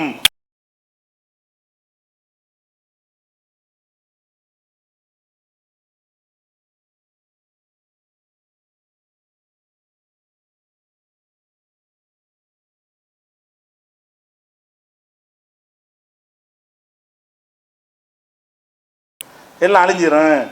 உல தக்கூனன்ன மினல் ஹாசிரின் நீனும் நஷ்டவாளி தான். எல்லா நபிட்டும் நல்லா சொல்லி அனுப்புகிறான். எந்த நபி அனுப்புனாலும் நீங்கள் என்னையத்தான் வணங்கணும், வேற தப்புகள் செய்யக்கூடாதுங்கிற விஷயம் வேற. ஆனால் ஷிர்க்கு மட்டும் வச்சிங்க என்று சொன்னால் உங்கள் அமல் அழிஞ்சு போய்விடும், நீங்கள் நஷ்டவாளி நரகத்துக்கு போயிடுவீங்க. அப்போ நபிமார்களாக இருந்தால் கூட அவங்களுடைய எந்த ஒரு நல்லறகத்திற்கும் ஏன் இது எதுக்கு சொல்கிறான்னு கேட்டால், இந்த ஷிர்க்கு செய்கிறவர்கள் எல்லாம் இதை வச்சு நியாயப்படுத்துவாங்க. எப்படி சில பெரியார்கள் மகான்கள் இவங்கெல்லாம் நினச்சிக்கிறது, அந்த பெரியார்கள் வந்து ஷிர்கான விஷயங்கள்லாம் செஞ்சுருப்பாங்க, பெரியார் தானே அதெல்லாம் விட்டுருவான், இப்படி அவுளியா தானே அவர் வந்து நான் தான் இல்லாமல் அப்துல் காதர் ஜிலானி செஞ்சார், என்னை வந்து 1000 முறை அழைத்தால் நான் ஓடி வருவேன்னு சொன்னார்னு எழுதி வச்சுக்கிட்டாங்க. இது தப்புன்னு அவனுக்கு தெரியுது, நமக்கு தாங்க தப்பு, அவருக்கு தப்பா? அப்துல் காதர் ஜிலானி எல்லாம் கேட்பானா? ஏன்னா அப்படி தானே யாக்கூத்து பாண்டு அவரை புகழ்ந்து பாடுற மூழுது வச்சுக்கிறாங்க. உமையும் நாதி சிமி அல்ஃபம்பி ஹல்வத்திஹி தனியான இருந்து கொண்டு 1000 முறை என்னை ஒருவர் அழைப்பாரே ஆனால் அஜப்து முஸ்ரியன் உடனே நான் பதில் தருவேன் அப்படின்னு யார் சொன்னதான்? இந்த அப்துல் காதர் ஜீலானி சொன்னாராம். இதை வைத்து கொண்டு புகழ்ந்து பாடிக்கிட்டு இருக்கிறான். என்னடா இப்படி சொல்லலாமா? நீங்கள் சொல்லக்கூட நான் சொல்ல அவர் சொல்லலாம்லங்கிறாங்க. நீங்கள் சொல்லக்கூட அல்லாவுக்கு பிடிக்காது, நான் சொல்லக்கூட அல்லாவுக்கு பிடிக்காது, அவர் குத்துபுல் அக்தாபு அல்லாவுக்கு வேண்டப்பட்டவர், அவர் செய்யலாம் அப்படின்னு நினைக்கிறேன். அதுக்கு தான் அல்லாஹ் சொல்கிறான். இப்படி இந்த மாதிரிலாம் சொல்கிற கிறுக்கணும் வருவாங்கிறதுக்கு தான் எல்லாம் என்ன செய்யறான், நபிமார்களை சொல்லி அனுப்புகிறான். நீங்களும் சொல்லக்கூடாது. எவராக இருந்தாலும் சரி, அல்லாஹ்வுடைய இடத்துல ஷிர்க் வைக்கிற வார்த்தை யூஸ் பண்ணி விட்டால் அதுவே கெட்டவன் என்பதற்கு ஆதாரமாகுமே தவிர அதுக்கு பிறகு மகான்கிற பேச்சுக்கு இடமே இல்லை. இப்படி தான் அவர் சொன்னார் என்று உறுதியாச்சுன்னு சொன்னால் அது ஷைத்தான் என்று தான் சொல்ல வேண்டும். இல்லைன்னா பொய்யாக சொல்லியிருக்கிறாங்கன்னு சொல்லணும். அவர் பேரில் யாரை இட்டு கட்டினான் என்று சொல்ல வேண்டும். இல்லை நிஜமாக தான் சொன்னார் என்று இருந்தால் ஷைத்தான் என்று சொல்ல வேண்டும். அதுக்கு தான் அல்லாஹ் என்ன பண்ணுறான், நபிமார்களை எல்லாம் அனுப்பும் பொழுது நீ இணை கற்பித்து விட்டால் உன்னுடைய நல்லறங்கள்லாம் அழிஞ்சு விடும், நஷ்டவாளி ஆயிடுவே, இந்த ஒரு எச்சரிக்கை எல்லாம் என்ன செய்கிறான், செஞ்சு காட்டுகிறான். அதே மாதிரி இந்த ஷிர்க் வைக்கிறவர்களுக்கு அல்லாஹ்வுடைய கடும் கோபம் இருக்கிறது என்பதற்கு சில சம்பவங்களை எல்லாம் சொல்லி காட்டுகிறான். இப்போ நபிமார் இதுக்கெல்லாம் காரணம் கோபம் தான். நபிமார்களை அனுப்பி அல்லாஹ் மட்டும் வணங்குங்கன்னு பிரச்சாரம் பண்ணுறாங்க. அப்போ எல்லாரும் என்ன செஞ்சாங்கன்னு கேட்டால் ஒரு எதிர்கேள்வி கேட்டாங்க. அவங்க கேட்ட கேள்வியையும் அதுக்கு நபிமார்கள் சொன்ன பதிலையும் அல்லாஹ் திருமறை குர்ஆன்ல நமக்கு எடுத்து காட்டுகிறான். 7வது அத்தியாயத்தில் 71வது வசனம். அதில் அல்லாஹ் என்ன சொல்கிறான்னு கேட்டால், அந்த எதிரிகள் எல்லாம் காபிர்கள் எல்லாம் சொல்லுகிறார்கள், ஜித்தனா லி நாபுதல்லாஹ வஹதஹு, அல்லாஹ்வை மட்டும் வணங்கணும் என்று சொல்வதற்கு நீ வந்திருக்கிறியா? அதுதான் சொல்கிறாங்க நபிமார்கள்லாம். அப்போ எதிரிகள் கேட்குறாங்க, அஜித்தனா நீ வந்திருக்கிறாயா, லி நாபுதல்லாஹ வஹதஹு, அல்லாஹ்வை மாத்திர நாங்கள் வணங்க வேண்டும் என்று சொல்லி வந்திருக்கிறாயா? ஓ நதர மாக்கான யபுத ஆபாவுனா, எங்கள் முன்னோர்கள் வணங்கியது தெய்வங்களை எல்லாம் விட வேண்டும் என்று சொல்வதற்கு வந்திருக்கிறாயா? அல்லாஹ் மட்டும் வணங்கணும் என்பதற்காகவும் நாங்கள் வணங்கி வந்த எங்கள் அப்பம் பாட்டன்மார்கள் வணங்கி வந்த தெய்வங்களை எல்லாம் விட்டுவிட வேண்டும் என்பதற்கு தான் நீ வந்திருக்கிறியா அப்படின்னு கேட்குறாங்க. கேட்டுட்டு சொல்கிறாங்க, ஃபத்தினா பிமா தாய்துனா, நீ சொல்கிற நிஜமாக இருந்தால் நீ சொல்லக்கூடிய தண்டனை கொண்டு வா பார்ப்போம். நபிமார்களை எச்சரிக்கிறாங்கல்ல, அல்லாஹ்வுடைய கோபம் வந்துடும், அல்லாஹ் உங்களை தண்டிப்பான்ல, எப்போ வர சொல்லு, இப்போ இந்த தண்டனையை கொண்டு வா. ஃபத்தினா பிமா தாய்துனா இன் குந்தமின சாதிப்பீன், நீ உண்மையாளராக இருந்தால் அதுக்குரிய ரிசல்ட்டை சொல்லு, கொண்டு வான்னு கேட்குறாங்க. அப்போ நபிமார்கள் என்ன செய்கிறாங்கன்னு கேட்டால், கது வக்கா அலைக்கும் மிர்ரப்பிக்கும் ரிஜிசுன், உங்கள் மீது அல்லாவிடமிருந்து தண்டனையும் வகலபுன் கோபமும் ஏற்பட்டு விட்டது, நீ நினைச்ச இடத்துல கொண்டு வர மாட்டான். நீ எப்போ இந்த மாதிரி ஷிர்க் வைத்து விட்டாயோ அல்லாவின் கோபம் உன் மீது இறங்கி விட்டது. அந்த கோபத்தை காட்டுறதுக்கு ஒரு உலகத்தை வச்சிருக்கிறான்ல, கோபம் இறங்கி விட்டது தான். அந்த கோபத்தை எப்போ வெளிப்படுத்துவான், இந்த உலக வாழ்க்கையை அழிந்து விசாரணை நடத்தி சொர்க்க நரகண்டு தீர்ப்பளிக்கக்கூடிய அந்த நியாய தீர்ப்பு நாளில் தான் வழங்குவான். இந்த பதிலை சொல்லும் என்ன செய்கிறாங்கன்னு கேட்டால், உங்கள் மீது அல்லாஹ்வுடைய கலபுன் கோபம்ங்கிற வார்த்தை வருது, கோபம் இறங்கி விட்டது. அத்து ஜாதிலூனனி ஃபி அஸ்மாயின், நீங்கள் என்னிடத்தில் சண்டைக்கு வருகிறீர்கள், விவாதம் பண்ணுகிறீர்களா? நபிமார்கள் கேட்குறாங்க. நீங்கள் என்னிடத்திலே விவாதம் செய்கிறீர்கள். ஃபி அஸ்மாயின், சில கற்பனை பெயர்களை பற்றி விவாதம் செய்கிறீர்கள். சம்மை தும்முக அன்தும் ஆபாவுக்கும், நீங்களாக ஒரு பெயரை சூட்டி கொண்டீர்கள், நிஜமாக அப்படி வாழவில்லை. லாத்துங்கிறீங்க, லாத்துனா யாரு, ஒத்தனமே இல்லை. நீனா ஒரு பேரை வச்சுக்கிட்டு, நீனா ஒரு கடவுள் ஆக்கிக்கிட்டு, நீனா பவருக்கு நினைத்து கொண்டு நீங்களா சூட்டி கொண்ட ஒரு பெயர்களை வைத்து கொண்டு அவங்கள தெய்வம் என்று வாதிடுறீங்களா என்று அந்த நபிமார்கள் கேட்டார்கள் என்று சொல்லி 7:71 வருது. இதில் என்ன பதில் நபிமார்கள் சொல்கிறாங்கன்னு கேட்டால், அல்லாஹ் மட்டும் வணங்குறதுக்காக எங்களை அழைக்கிறியான்னு கேட்கும் பொழுது, தண்டனையை கொண்டு வா என்று கேட்கும் பொழுது நபிமார்கள் சொன்ன பதில் என்ன, உங்கள் மீது அல்லாஹ்வின் கோபம் இறங்கிவிட்டது. கலபுன், கோபம் இறங்கிவிட்டதுன்னு என்ன அர்த்தம், அந்த தண்டனைக்கெல்லாம் காரணம் மன்னிக்க மாட்டேன் என்று சொல்வதற்கு காரணம், அமல்கள்லாம் அழிஞ்சு போகும் என்று சொல்வதற்கு காரணம், நிரந்தர நரகம் ஹராமாக்கி விட்டான் சொர்க்கத்தை என்று சொல்வதற்கு காரணம் அல்லாஹ்வுடைய கோபம். அப்போ அல்லாஹ்வுடைய கோப பார்வை என்கிற ஒரு பண்பு அல்லாஹ்வுக்கு இருக்கிறது. அந்த கோபத்தில் உச்சகட்டமான கோபம் எதில் வரும் என்று சொன்னால் இணை கற்பித்தல். மூசா நபி காலத்தில் அவங்க ஒரு சமுதாயத்தை உருவாக்குறாங்க, ஏகத்துவ கொள்கைக்காக உருவாக்குறாங்க. அல்லாஹ் அவரை தூர்சினா மலைக்கு வர சொன்னோன்னு போயிட்டார். இங்கே என்ன பண்ணிவிட்டாங்க, ஒரு காளை மாட்டை ரெடி பண்ணி ஒருத்தங்க இதான் கடவுள்னு சொன்னோன்னே அதை போய் வணங்க ஆரம்பிச்சிட்டாங்க. அதை பற்றி அல்லாஹ் எச்சரிக்கும் பொழுது என்ன சொல்கிறான்னு கேட்டால், இன்னல்லு நத்தகதுல் ஈஜில், யார் இந்த காளை கன்றை காளை சிற்பத்தை கடவுளாக்கி கொண்டார்களோ எனாலகும் கலபும் ரப்பியும், அல்லாவிடமிருந்து இவர்களுக்கு கோபம் இருக்கிறது, கலபு இருக்கிறது, ஷிர்க் வைத்த காரணத்தினால் அவங்க மீது அல்லாஹ் கோபமாக இருக்கிறான் என்ற வார்த்தையை இந்த ஷிர்க்குக்கு தான் அல்லாஹ் பயன்படுத்துகிறான். அப்போ அந்த ஷிர்க் என்கிற ஒரு வார்த்தை காரியத்தை செய்துவிட்டால் அல்லாஹுக்கு கடும் கோபம் வருகிறது. அந்த கோபம் வந்து விட்டால் அவன் மன்னிக்காமல் போய் விடுகிறான், நிரந்தர நரகத்தை தந்து விடுகிறான், சொர்க்கத்தின் வாடை இல்லாமல் ஆக்கி விடுகிறான், நம்முடைய அமலை இதெல்லாம் எதை காட்டுது? இந்த ரிசல்ட் எல்லாம் எதை காட்டுது என்றால் அல்லாஹ் கோபக்காரனிங்கிற ஒரு பண்பை, அந்த கோபக்காரங்கிற பேரில் அவனுக்கு பண்பு இல்லை, ஆனால் கோபப்படுவான், கோபம் இறங்கி விட்டது, உங்களுக்கு கோபம் ஏற்படுது. அல்ஹம்து சூராவில் கூட நம்ம என்ன பண்ணுறோம்? கைரில் மக்லூபி அலைஹிம், கோபிக்கப்பட்டவர்கள் வழியை காட்டாதே, உன்னால் கோபத்திற்கு உள்ளானவர்கள் வழியை காட்டாதே என்று சொன்னால் அவன் கோபிப்பான்னு வழங்குதில்ல. கோபக்காரன் ஒரு பேர் அவனுக்கு இல்லாவிட்டால் கூட அவனுக்கு கோபம்னு ஒன்று இருக்கிறது. சிலரை கோபப்பட்டவர்கள் ஒரு பட்டியலை வைத்து விட்டான். அந்த மக்லூபி அலைஹிம் யார், கோபத்துக்கு உள்ளானவர்கள் யாருன்னு கேட்டால் ஒன்று இவன். ஃபர்ஸ்ட் ஆள் யார்? அல்லாவுக்கு யார் இணை கற்பிக்கிறானோ அவன் மீது அல்லாஹ் கடும் கோபம் கொள்கிறான். இதை விளங்கி கொள்ள வேண்டும். அடுத்ததாக வேறு சில பாவங்களுக்கு அல்லாஹ் கடும் கோபம் கொள்கிறான். அது ஒன்று அறிந்து விலகி கொள்ள வேண்டும். அவன் ரஹமத்துக்குரியவர்களாக மட்டும் நம்ம ஆக வேண்டுமாக இருந்தால் ஒரு காலத்திலையும் ஷிர்க்குடைய வாடை வரவே கூடாது, அந்த சாயலே வரக்கூடாது என்பதில் உறுதியாக நம்ம நின்றோம் என்று சொன்னால் இந்த வகையான கோபத்திலிருந்து நம்ம தப்பித்து கொள்ள முடியும். இன்னும் சில குற்றங்களுக்கு அல்லாஹ் கடும் கோபம் கொள்கிறான், மன்னிக்க மாட்டேங்கிறான், நிரந்தர நரகம்ங்கிறான். அந்த மாதிரியான விஷயங்களையும் அறிந்து நம்ம என்ன செய்வோம்? அல்லாஹ்வுடைய கோபத்திலிருந்து விடுபட்ட மக்களாக வேண்டும். இன்ஷா அல்லாஹ் அடுத்தடுத்த வாரத்தில் பார்க்கலாம். கண்ணியத்திற்குரிய எல்லாம் அல்ல அல்லாஹு ஜல்ல ஷானஹு தஆலாவின் நல்லடியார்களே, அல்லாஹுவின் அழகிய பண்புகள் என்ற தொடரிலே அல்லாஹ்வுக்கு அளவற்ற அருளாளன் என்ற பண்பு இருப்பது போல அவன் கடுமையான கோபமுடையவன் என்ற ஒரு பண்பும் இருப்பதை பற்றி கடந்த சில வாரங்களாக பார்த்து வருகிறோம். அல்லாஹ் கோபமுடையவன் என்று சொன்னால் அவனுடைய கோபத்தை ரஹமத்து மிஞ்சிவிடும் என்று சொல்கிற அளவுக்கு அருள் அதிகமாக இருந்தாலும் எந்த இடத்துல அவன் அந்த கோபத்தை குறைத்து கொள்ள மாட்டான் என்றால் அதற்கு சில குற்றங்களை அல்லாஹ் பட்டியலிடுகிறான். அதில் முதன்மையான குற்றம் அல்லாஹ்வுக்கு இணை கற்பிக்கிறது, அல்லாஹ்வை மறுக்கிறது. இந்த காரியத்தை செய்த யாராக இருந்தாலும் அவர்கள் இந்த உலகத்திலே திருந்தி கொள்ளவில்லை என்று சொன்னால், இந்த உலகத்திலே தௌபா செய்து மீளவில்லை என்று சொன்னால் அவர்களை அல்லாஹ் மன்னிக்கவே மாட்டான். எவ்வளோ பெரிய குற்றம் செய்தாலும் மன்னிப்பு கேட்காவிட்டாலும் கூட அல்லாஹ் மன்னித்து விடுவான். நாடினால் மன்னிக்காமல் விட்டு விடுவான். ஆனால் இவர்களுக்கு மன்னிப்பு கிடையாது, அல்லாஹ்வுக்கு இணை கற்பிக்கிறவங்களுக்கு கிடையாது என்பதை சென்ற தொடரில் பார்த்தோம்.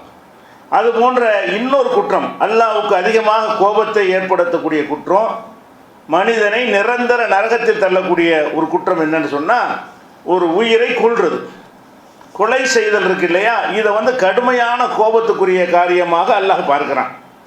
மற்றவர்களுக்கு காட்டுகிற கருணையை கொலையாளிகளுக்கு அல்லாஹ் காட்டுவது கிடையாது.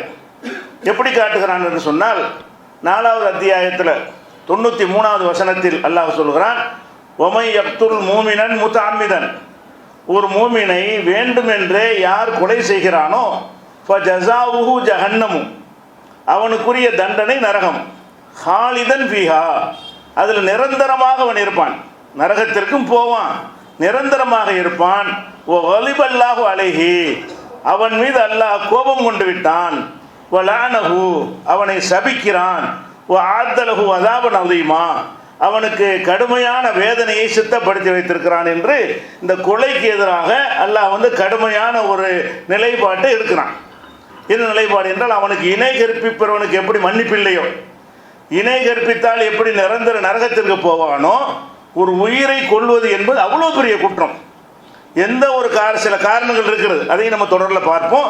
அல்லாஹ் அனுமதித்திருக்கிற காரணங்கள் இல்லாமல் ஒருவனை கொலை செய்தான் என்று சொன்னால் அது தன்னைத்தானே கொலை செய்தாலும் சரிதான், தான் பெற்ற பிள்ளையை கொலை செய்தாலும் சரிதான், அல்லது வேற ஒருத்தனை பகையின் காரணமாக வேறு ஒரு உலக ஆதாயத்திற்காக கொலை செய்தாலும் சரிதான், எல்லாமே அல்லாஹ்வுக்கு கடுமையான கோபத்தை ஏற்படுத்தக்கூடியது, நிரந்தர நரகத்தில் தள்ளக்கூடியது.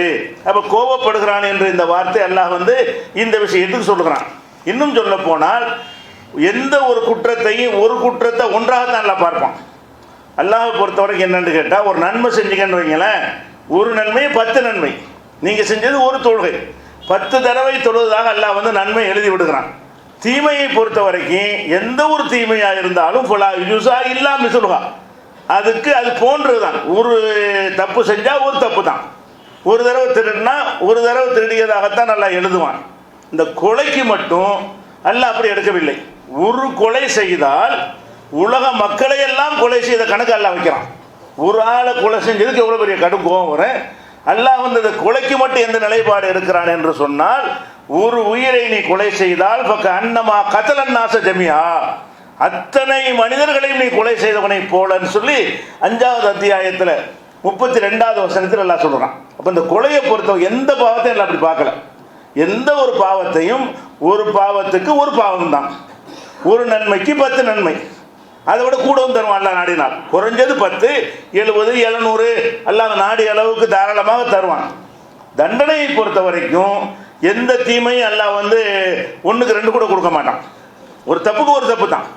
ஆனால் இந்த கொலை எல்லாம் எப்படி பார்க்குறான்னு கேட்டால், மண் கத்தல நப்சன் பி கைரி நப்சின், ஒரு உயிரை கொன்றான் என்பதற்காக இல்லாமல் ஒருத்தனை கொலை செய்தால் மரண தண்டனை கொடுக்குறாங்கல்ல, கொலைக்கு கொலையாக, அப்படி இல்லாமல் நீ ஒருத்தனை கொலை செய்தால், அவ் ஃபசாதின் ஃபில் அர்தி, பூமியிலே குழப்பம் ஏற்படுத்துகிறார் என்பதற்காக ஒரு அரசாங்கம் கொலை செய்யுமே, அந்த மாதிரி இல்லாமல் கொலை செய்தால் அன்னமா கத்தலன் நாச ஜமியா, அவன் மனித குலத்தையே கொலை செய்தவன்.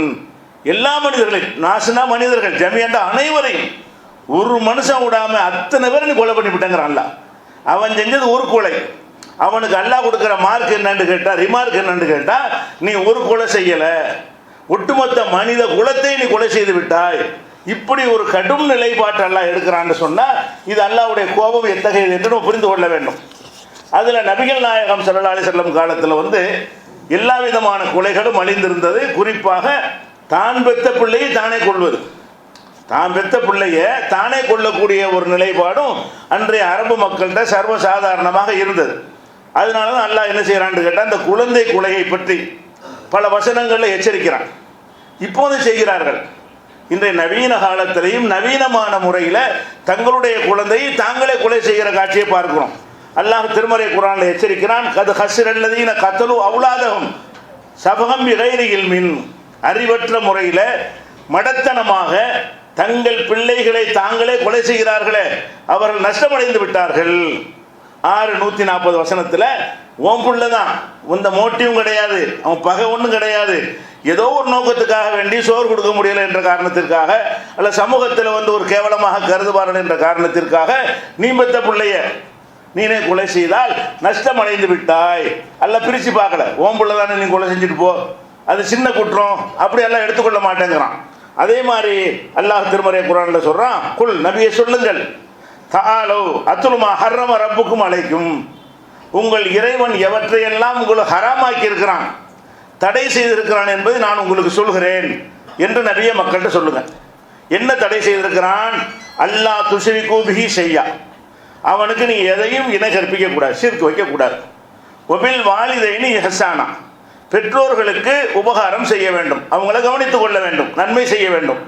3வது குற்றத்தில் வலா தக்துலு அவுலாதக்கும் இன்இம்லாக், வறுமையின் காரணமாக உங்கள் பிள்ளைகளை நீங்கள் கொள்ளாதீர்கள். நஹ்னு நர்சுக்குக்கும் வையாகும், உங்களுக்கு அவங்களுக்கு நாம தான் ரிஸ்க் அளிக்கிறோம். பிள்ளையை பத்திர நீ நான் ரிஸ்க் அளிக்கிற இல்லை, நீ பிள்ளை பெற்றால் உனக்கு மட்டும் இல்லை அந்த பிள்ளைக்கும் சேர்த்து ரிஸ்க்கு தருவது நான் தான், அதனால கொள்ளாதீங்க. ஹராமாக்குனதை உங்களுக்கு சொல்றேன்னு கூப்பிட்டு இந்த 3 விஷயத்தை எல்லாம் சொல்றான். என்ன 3 விஷயம்? ஷிர்க் வைக்காதீங்க, பெற்றோரை கவனிக்காம விட்டுறாதீங்க, 3வது சொல்லுகிறான் நீங்க பெற்ற பிள்ளைய நீங்களே கொலை செஞ்சிடாதீங்க. அவ்வளோ பெரிய ஒரு குற்றமாக முக்கிய பட்டியல் போடுவதில் ஷிர்க்குக்கு அப்புறம் அதை பெற்றோர்களை நோவினை செய்வதற்கு அடுத்தபடியாக இந்த கொலைங்கிற ஒரு குற்றத்தை அல்லாஹ் தன் குழந்தை வேறால கொலை செய்வதில்லை, தன் குழந்தையை தானே கொள்ளுவதை அல்லாஹ் வந்து பட்டியல் போடுகிறான். இது 6:151 இருக்கிறது, 6வது அத்தியாயம் 151வது வசனம். அதே மாதிரி வலா தக்துலு அவுலாதக்கும் ஹஷ்யத்தை இம்லாக், வறுமையின் காரணமாக வறுமைக்கு பயந்து உங்கள் பிள்ளைகளை நீங்கள் கொலை செய்து விடாதீர்கள். நஹ்னு நர்சுக்குஹும் வையாக்கும், உங்களுக்கும் அவர்களுக்கு நாமே ரிஸ்க் அளிக்கிறோம், உணவளிக்கிறோம். இன்ன கத்லஹும் கான ஹிதான் கபீரா, உங்கள் பிள்ளைகளை நீங்களே கொல்வது மிகப்பெரிய பாவமாக இருக்கிறது. ஹித்னா பாவம், கபீர்னா பெரிய பாவம், இது பெரும் பாவமாக இருக்கிறது, பிள்ளையை மட்டும் கொன்றாதீங்க என்று அல்லாஹ் ரப்பல் ஆலமீன் 17:31 வசனத்தில் சொல்லுகிறான். அதே மாதிரி நபிகள் நாயகம் ஸல்லல்லாஹு அலைஹி வஸல்லம் காலத்தில் பெண்கள் வந்து இஸ்லாத்தை ஏற்றுக்கொள்கிறோம் என்று வந்தார்களேயானால் ஆண்கள்கிட்ட எடுப்பாங்க, பெண்கள்கிட்ட எடுத்த உடன்படிக்கை அல்லாஹ் குர்ஆனில் சொல்லி காட்டுகிறான். பெண்கள்லாம் வருவாங்க, நாங்கள் இஸ்லாத்தை ஏற்றுக்கிறோன்னு சொல்லுவாங்க. அப்படி சொல்லும் பொழுது மிக முக்கியமானதுக்கு ஒப்பந்தம் வாங்கணும். அனைத்தையும் சொல்கிறது கிடையாது. ரொம்ப அவசியமானதை சொல்லி அனைத்தையும் சொல்வதாக இருந்தால் மொத்த குரானையும் வாசி காட்டி ஒப்பந்தம் எடுக்கணும். அவ்வளோ சட்டங்கள் இருக்கிறது. மிக முக்கியமானதை பொறுக்கி எடுத்து ரசூல் ஸல்லல்லாஹு அலைஹி வஸல்லம் அவர்கள் பையத்து வாங்குவார்கள். நீ இஸ்லாத்தை ஏற்றுக்கொள்றதா இருந்தால் இதெல்லாம் செய்யணும். அது என்னென்ன செய்யணும்? இதா ஜாஅக்கல் மூமினாத்து யுபாயிஅனக, மூமினான பெண்கள் பையத்து செய்வதற்கு வந்தால் எதற்கு பையத்து செய்யணும் என்று கேட்டால், அலா அல்லாஹ் யுஸ்ரிகுன பில்லாஹி ஷையா, அல்லாஹ்வுக்கு எதை இணை கற்பிக்க வேண்டாம். ஃபர்ஸ்ட் சொல்லணும், முஸ்லீம் ஆகிறதா இருந்தால் அல்லாஹ்வுக்கு எந்த ஒன்றையும் நாங்கள் இணை கற்பிக்க மாட்டோம் என்று சொல்லி, வலா யஸ்ரிகுன, நாங்கள் திருடவே மாட்டோம் என்று சொல்லி, வலா யஸ்னீன, விபச்சாரம் செய்ய மாட்டோம் என்று சொல்லி, வலா யக்துல்ன அவுலாதஹுன்ன, தாங்கள் பெற்ற பிள்ளைகளை தாங்களே கொல்ல மாட்டோம் என்று சொல்லி பையத்தெடுக்க வந்தார்களேயானால் நீங்கள் பையத்து செய்யுங்கள், செய்து கொடுங்கள் ஒரு பட்டியல் போடுறோம். அப்போ மிக முக்கியமான விஷயங்களை சொல்லும் பொழுது பிள்ளைகளை கொள்ள பெண்கள்கிட்ட இருந்திருக்குன்னு வழங்குது. பிள்ளைகளை தகப்பம் கொள்றதுங்கிறது அது ஒரு கணக்கு. பிள்ளைகளை தாயே கொள்ளுவாள் என்ற காரணத்தினால தான் அந்த பெண்கள்கிட்ட உடன்படிக்கை எடுக்கப்படுது. எப்படி? நீங்கள் பெற்ற பிள்ளைதானு கொன்றாதீங்க என்று எடுக்கப்படுகிறது. இது 60வது அத்தியாயத்தில் 12வது வசனத்தில் எல்லாம் சொல்லுகிறான். அதே மாதிரி இதுக்கு கடுமையான விசாரணை இருக்குது மறுமையில். ஒய்தல் மௌஊதத்து சுயிலத் பி ஐயிதன் பின் குத்திலத், உயிரோடு புதைக்கப்பட்ட அந்த குழந்தைகள்கிட்ட விசாரிக்கப்படும். அல்லாஹ் உசுரோடு புதைக்கிறாங்கல்ல குழந்தை, அதை எழுப்பி விசாரிப்பான். பி ஐயிதன் பின் குத்திலத், என்ன பாவத்திற்காக இவள் கொல்லப்பட்டால், கொலை செய்கிறதா இருந்தால் அதுக்குரிய ஏதாவது குற்றத்தை செஞ்சிருக்கணும் இல்லையா? இந்த குழந்தை, இந்த சிறுமி என்ன பாவத்திற்காக கொல்லப்பட்டால் என்று மறுமையில் விசாரிக்கப்படும். விசாரித்தா என்ன பாவத்தை சொல்ல முடியும்? ஒன்றும் இருக்காது. ஒரு பாவத்துக்கு கொல்லப்படலை. அப்படியானால் அந்த கொன்றவர்கள் குற்றவாளிகளாக நிறுத்தப்படுவார்கள். அவரவருடைய பெற்றோரை நரகத்திற்கு தள்ளுவதற்காக அல்லாஹ் என்ன செய்யறான்டா, எழுப்பி கேட்குறான், எதுக்கு இந்த குழந்தையை கொன்ற, அது செய்த பாவம் என்ன, அது செய்த குற்றம் என்ன என்று அல்லாஹ் விசாரிப்பான் என்று 81வது அத்தியாயத்தில் 8-9 வசனங்களில் அல்லாஹ் சொல்லி காட்டுகிறான். அப்போ நபிகள் நாயகம் ஸல்லல்லாஹு அலைஹி வஸல்லம் காலத்தில் குழந்தைகளை, குறிப்பாக பெண் குழந்தைகளை, ஆண் குழந்தைகளை கொல்ல மாட்டார்கள், பெண் குழந்தைகளை கொல்லுவார்கள். கருவில் வச்சு கொள்றதில்லை, பெற்று எடுத்த பிறகு வெளியே அந்த குழந்தையை வைத்து என்ன செய்வார்கள், உயிரோடு பார்த்து கொஞ்ச வேண்டிய அந்த குழந்தையை ஈவு இறக்கம் இல்லாமல் கொள்ளுவார்கள். குழி தோண்டி உயிரோடு புதைத்து கொன்று விடுவார்கள். அப்போ இந்த மாதிரி உயிரோடு குழந்தைகளை கொள்ளுகிற ஒரு பழக்கம் அன்றைக்கு இருந்தது பெண் குழந்தைகளை. எந்த அளவுக்கு என்று கேட்டால், ஒய்தா புஷ்ஷிர அஹதுஹும் பில் உன்சா, பெண் குழந்தை பிறந்த நற்செய்தி சொல்லப்படுமையானால், அந்த காலத்தில் வாழ்ந்த நிலையை அல்லாஹ் குர்ஆனில் எடுத்து காட்டுகிறான். ஒய்தா புஷ்ஷிர அஹதுஹும் பில் உன்சா, அவர்களில் யாருக்காவது பெண் குழந்தை பிறந்த நற்செய்தி சொல்லப்படுமையானால், லல்ல வஜ்ஹுஹு முஸ்வத்தா, முகமெல்லாம் கருத்து போயிருமா. ஒருத்தன் இருப்பான், வெளியே இருப்பான், உங்கள் மனைவி பிள்ளை பெற்றுட்டாங்க, பொம்பளை பிள்ளை அப்படின்னு அந்த செய்தியை போய் சொல்லுவாங்க. அதை கேட்டவுன்னு அவனுக்கு ஏற்பட்ட அதிர்ச்சி எப்படி ஆக்கிவிடும் என்று கேட்டால், மூஞ்செல்லாம் சுரி கருத்து போயிடும். அந்த நிமிஷத்துக்கு முன்னாடி நல்லா இருந்திருப்பானா. இந்த பெண் குழந்தை பிறந்த செய்தியை கேட்ட உடனே லல்ல வஜ்ஹுஹு முஸ்வத்தா, ஆஹா பெண் குழந்தை பிறந்துருச்சு, எதுக்கு இந்த மாதிரி கருத்து போகும்? நம்ப முடியாத அதிர்ச்சி தரத்தக்க ஒரு செய்தி நம்ம கேள்விப்பட்டால், நமக்கு நெருக்கமான ஒருத்தர் இறந்து விட்டதை கேள்விப்பட்டால், நம்முடைய எல்லா சொத்துக்களும் அழிந்து விட்டதை கேள்விப்பட்டால் முகம் கருத்து போயிருமே. அப்படி ஆயிருமா யாருக்கு? இந்த பெண் குழந்தையை பெற்றெடுத்த தகப்பனுக்கு. எத்தவாரா மினல் கௌமி மின் சூயி மா புஷ்ரபிஹி, இவனுக்கு கிடைச்ச இந்த கெட்ட செய்தி நினைத்து கொண்டு மக்கள்கிட்ட மறைஞ்சு வாழ ஆரம்பிச்சிருவானா.